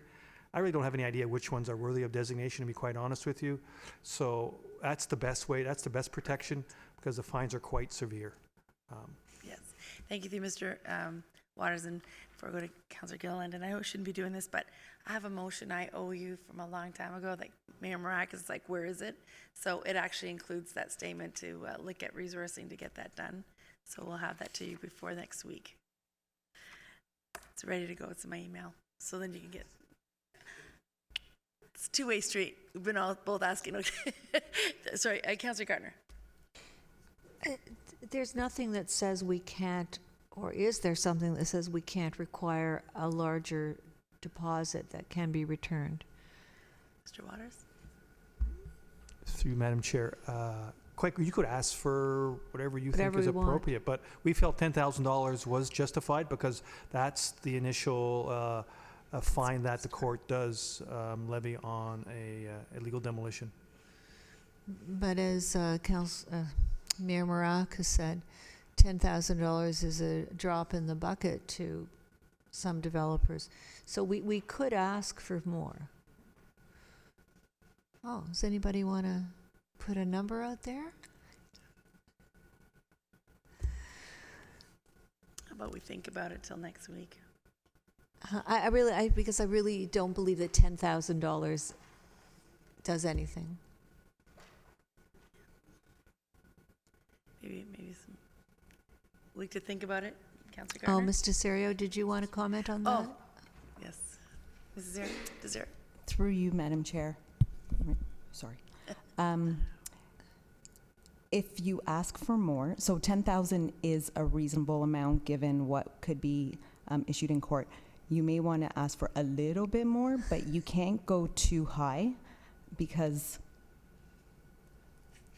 we really don't have authority to ask for anything, and we can be challenged on it. So if we ask for something that's reasonable, then it's more of a fact that we wouldn't be challenged on it. Mr. Serio, thank you. Did you realize that we're on YouTube? And if we're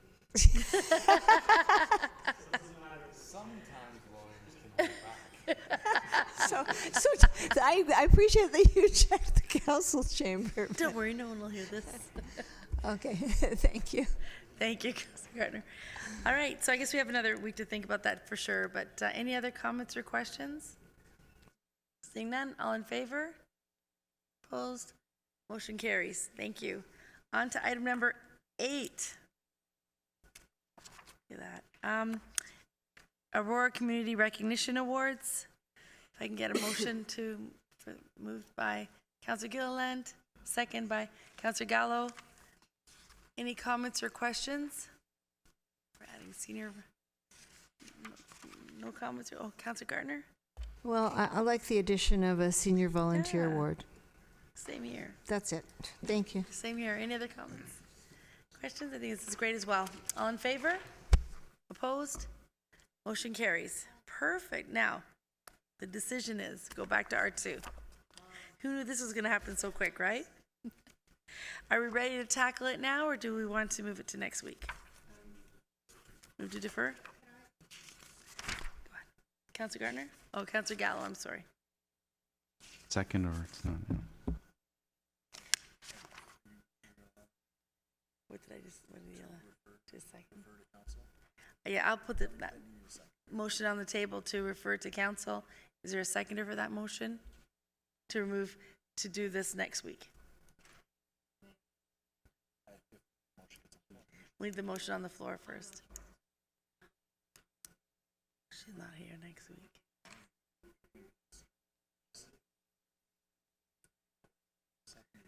I don't have that many comments.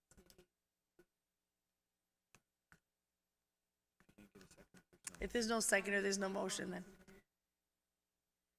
No, we have to, if there's no motion, then it's off the table, so we're gonna just. Okay, so we're gonna talk about it now, okay? Let's go R2. All right, R2 is procedure bylaw review. And may I have someone move this forward? Councillor Kim, Councillor Gilliland, sorry. All right, any comments or questions on the report? Councillor Gardner. Thank you. I'm going by the pages in the, not as the agenda item numbers them, but as the report. So it's page 15 of 44.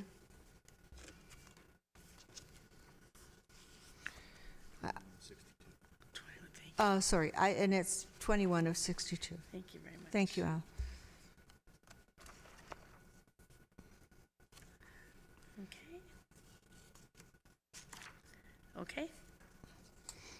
Thank you. At the very bottom of the page E, it's about additional items that are put on at the last minute. We've had many circumstances where the information that we get at the very last minute is detailed. It requires a serious read, and it's just not appropriate to be dropped on at the last minute. So I'm fine with things being additional items, but not when they're substantive, and certainly not when they're financial. So could that comment be taken back? Or does anyone want to speak to that?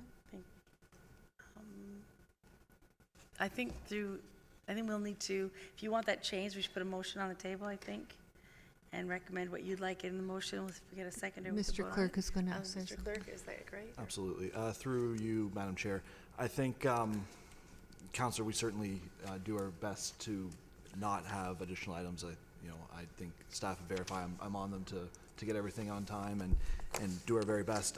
We would appreciate keeping this in the procedure bylaw for those last minute emergencies. We haven't had one in a while. We certainly had more last term, that's for sure. But so we, like I said, we do our very best to keep the detailed reports on the regular cycle. Thank you. Okay, I'll leave it at that. But we did have one recently, and it was a financial matter, so it was added financial information, if I recall correctly. The second one is on page 28, which is page 34 of the report.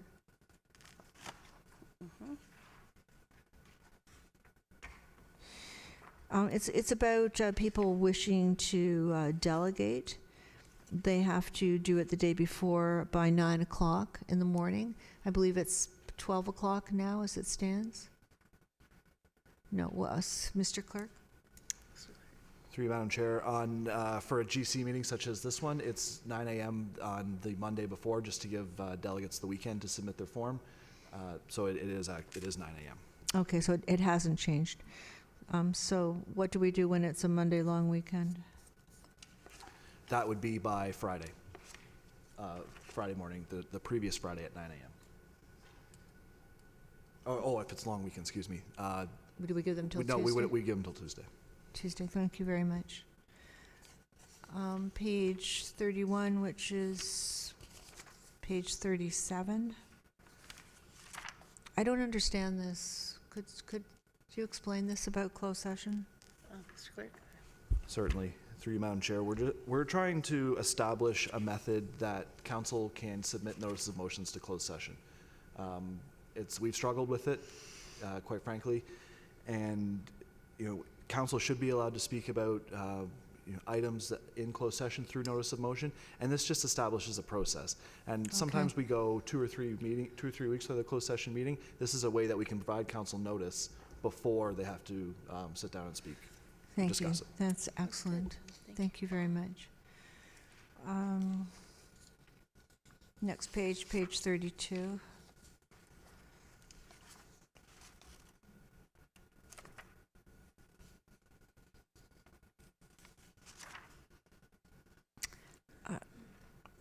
If a member wanted to speak for more than 3 minutes under a new business section, could they ask for leave to do that? Through you, Madam Chair, absolutely. It would be the chair's decision whether to waive or to take a motion to waive the procedure bylaw, but that is what it would require. Thank you. On page 47 of the report, it's reconsideration, and I was wrong when Councillor Gallo, when we considered Councillor Gallo's matter about wanting to go back on some committees. That was a reconsideration. That was procedural, and I think that's fine. But with a reconsideration, I believe we need to give the public notice, because as far as they know, we've made a decision. So to decide to reconsider a decision we've already made and then discuss it at the same meeting, I don't think that's fair or transparent or accessible to the public. So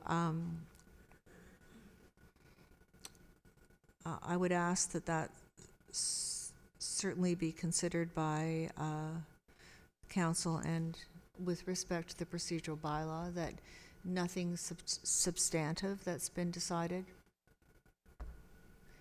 I mean, we owe it to the public, if we're changing our mind, for them to be able to weigh in if they want. And last one is page 49. If somebody, if there's communication from, I'm public record, 49A. So it says here that everything is part of the public record unless the person providing the communication does not want to be identified. So I'm reading that as do not want to be identified in public. But I'm assuming that council is allowed to know the name of the person that sent in that comment, because that may make a difference to our decision process. Mr. Clerk, did I lose everyone? No, I'm looking at it actually. So 49 public record? Yeah, so let's say, let me take an extreme example. Let's say I'm somebody who bothers council all the time about something, and my complaints have proved not to be justified. Then I send in a communication. If I ask to be anonymous, everybody could get the communication. It could sound like a very serious and important email that's coming in, but actually it might be by somebody that we've understood is maybe giving frivolous issues for council to consider. So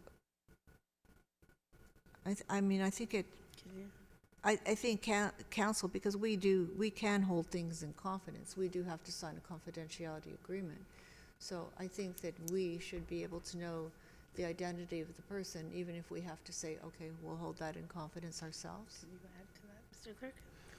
Through you, Madam Chair, this specific provision deals with personal information being email addresses, home Yes. addresses, telephone numbers, those sorts of things. We wouldn't accept an anonymous communication if, so a name isn't personal information. So in that case, anyone who wanted a communication to remain anonymous would have to do it through other means than submitting it to me. Thank you. I didn't say that clearly enough. What it says here, personal information, opinions, and communications are part of the public record unless the author of the communication requests the removal of his or her personal information when submitting it. So you're going to know who that person is, so it's not anonymous to you. But I don't think it should be anonymous to members of council. Mr. Clerk? Through you, Madam Chair, in this case, for the removal of the personal information would only be email addresses, home addresses, telephone numbers, those sorts of information. We wouldn't remove a name. Thank you. Glad to know that. Good. Great. Is that your last one, Councillor Gardner? Good. Thank you so much. Any other comments or questions tonight? No? Oh, Councillor Gilland. Thank you, through you, Madam Chair. I'm just going to speak to the ones that were revised and suggested by the clerk. The first one about the council cycle and dropping one of the meetings. So it's 2 GCs, 1 council. And I guess given tonight's example, if we had to push something forward, we'd be kind of behind and a little bit in trouble. So I'll leave that to my colleagues to decide whether or not something we want to do. If that is somewhere we would want to go, I would request that when the items are presented to us in an agenda, if it was 15 items and there was 8 on one, I would say R1, R8, and then the subsequent council would be R9 to R13. So there's some clarity as to what separates each council meeting, just for clarity. So if we are attending a council meeting all at once, it's easy to identify which item we're speaking to. Yep. The public planning, just speaking as, I guess, the newbie on the council, it took me quite a few months to kind of get used to the idea of how important my 2 times were to talk. And you can very easily speak 2 times and go, oh, I meant to say that. And that took some time. And I just kind of feel with the public planning and the limit of 2 times, I think might be a little bit much. We haven't really had any problems in the past that I'm aware of since I've been on council with the public coming up numerous times. Maybe there's been some isolated incidences, but I do feel this is a time for the public to come up, and if they need to speak multiple times, we should let them. Maybe 3 is a better number, maybe 4, but I think 2 is just a little bit too strict. We want to really encourage our public to come up and speak, and if they've forgotten to say something, we don't want them to feel discouraged to coming up to sharing those thoughts, because it is their time to kind of share. So that's kind of the feeling that I have on that one. And I'm hoping I can hear the rest of my colleagues on that comment. Pardon me? Your page, Councillor Gilland? The page 36. 36? 36, the public planning. Okay. Okay, yeah. And lastly, new business on page 38.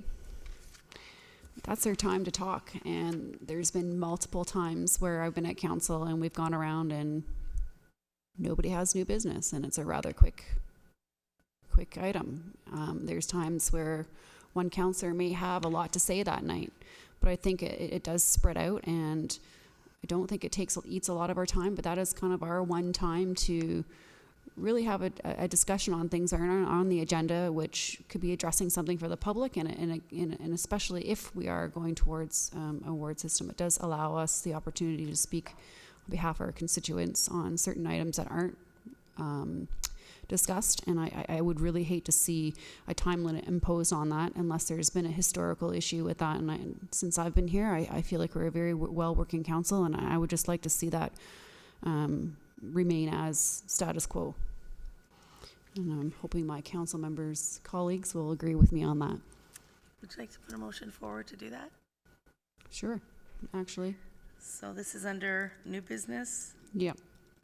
where it says members may not speak more than 3 minutes. You want to change that to Status quo. status quo? So, okay, so remove provisions of the 3-minute restriction under new business. No time limit. Do I have a seconder on that? Councilor Gardner? Any discussion on that? Again, we're talking about under item 4, members may speak for no more than 3 minutes on new business unless consent of council is granted. Here we're going to say it's not going to be, there's no restriction. When you have new business, you have an opportunity to discuss.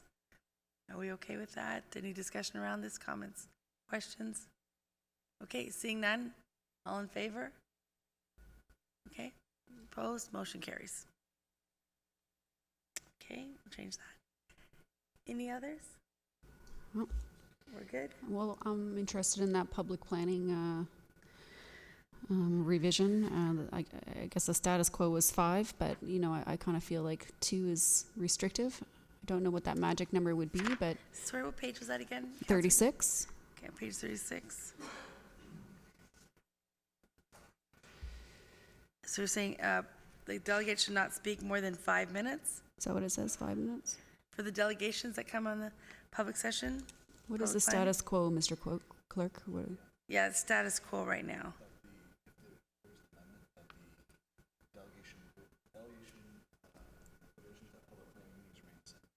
Oh, just remain the same? Okay.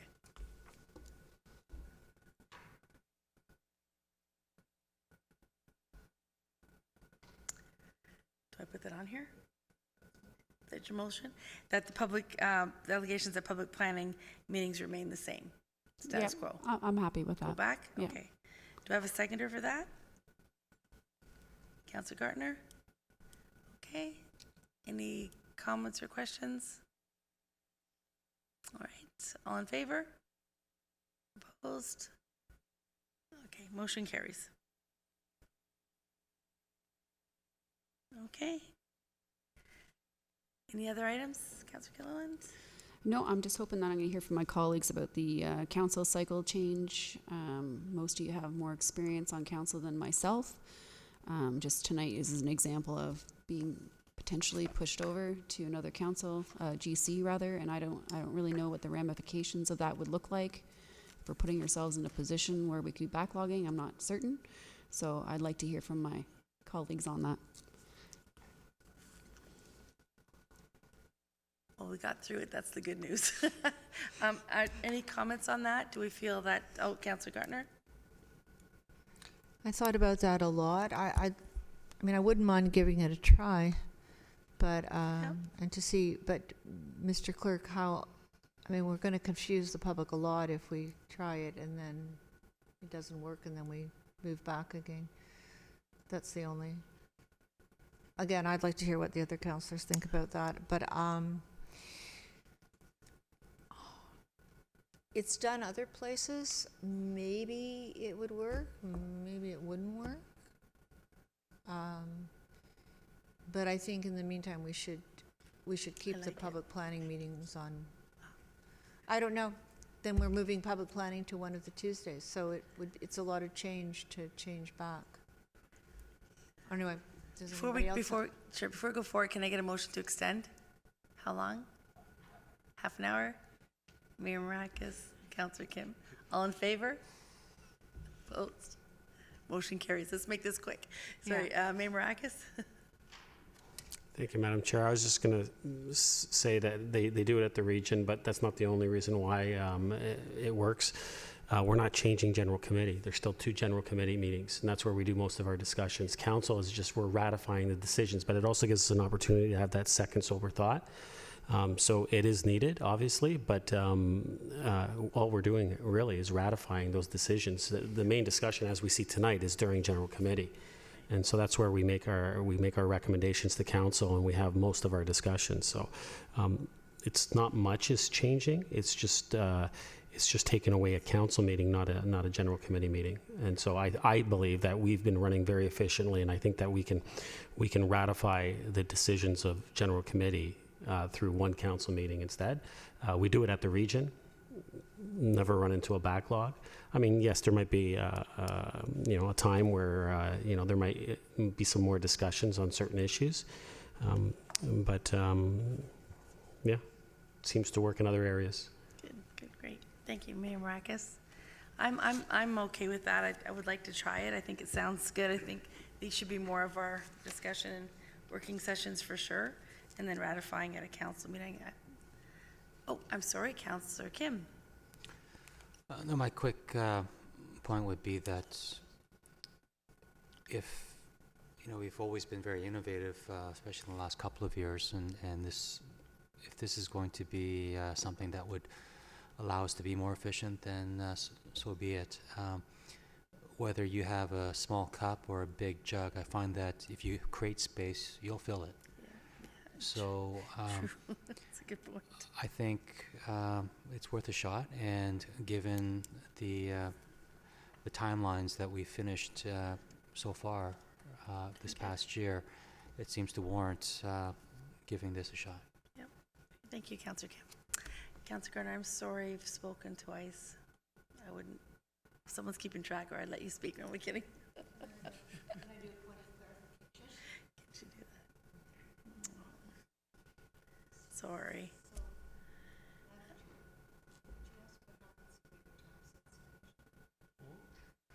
I can do that.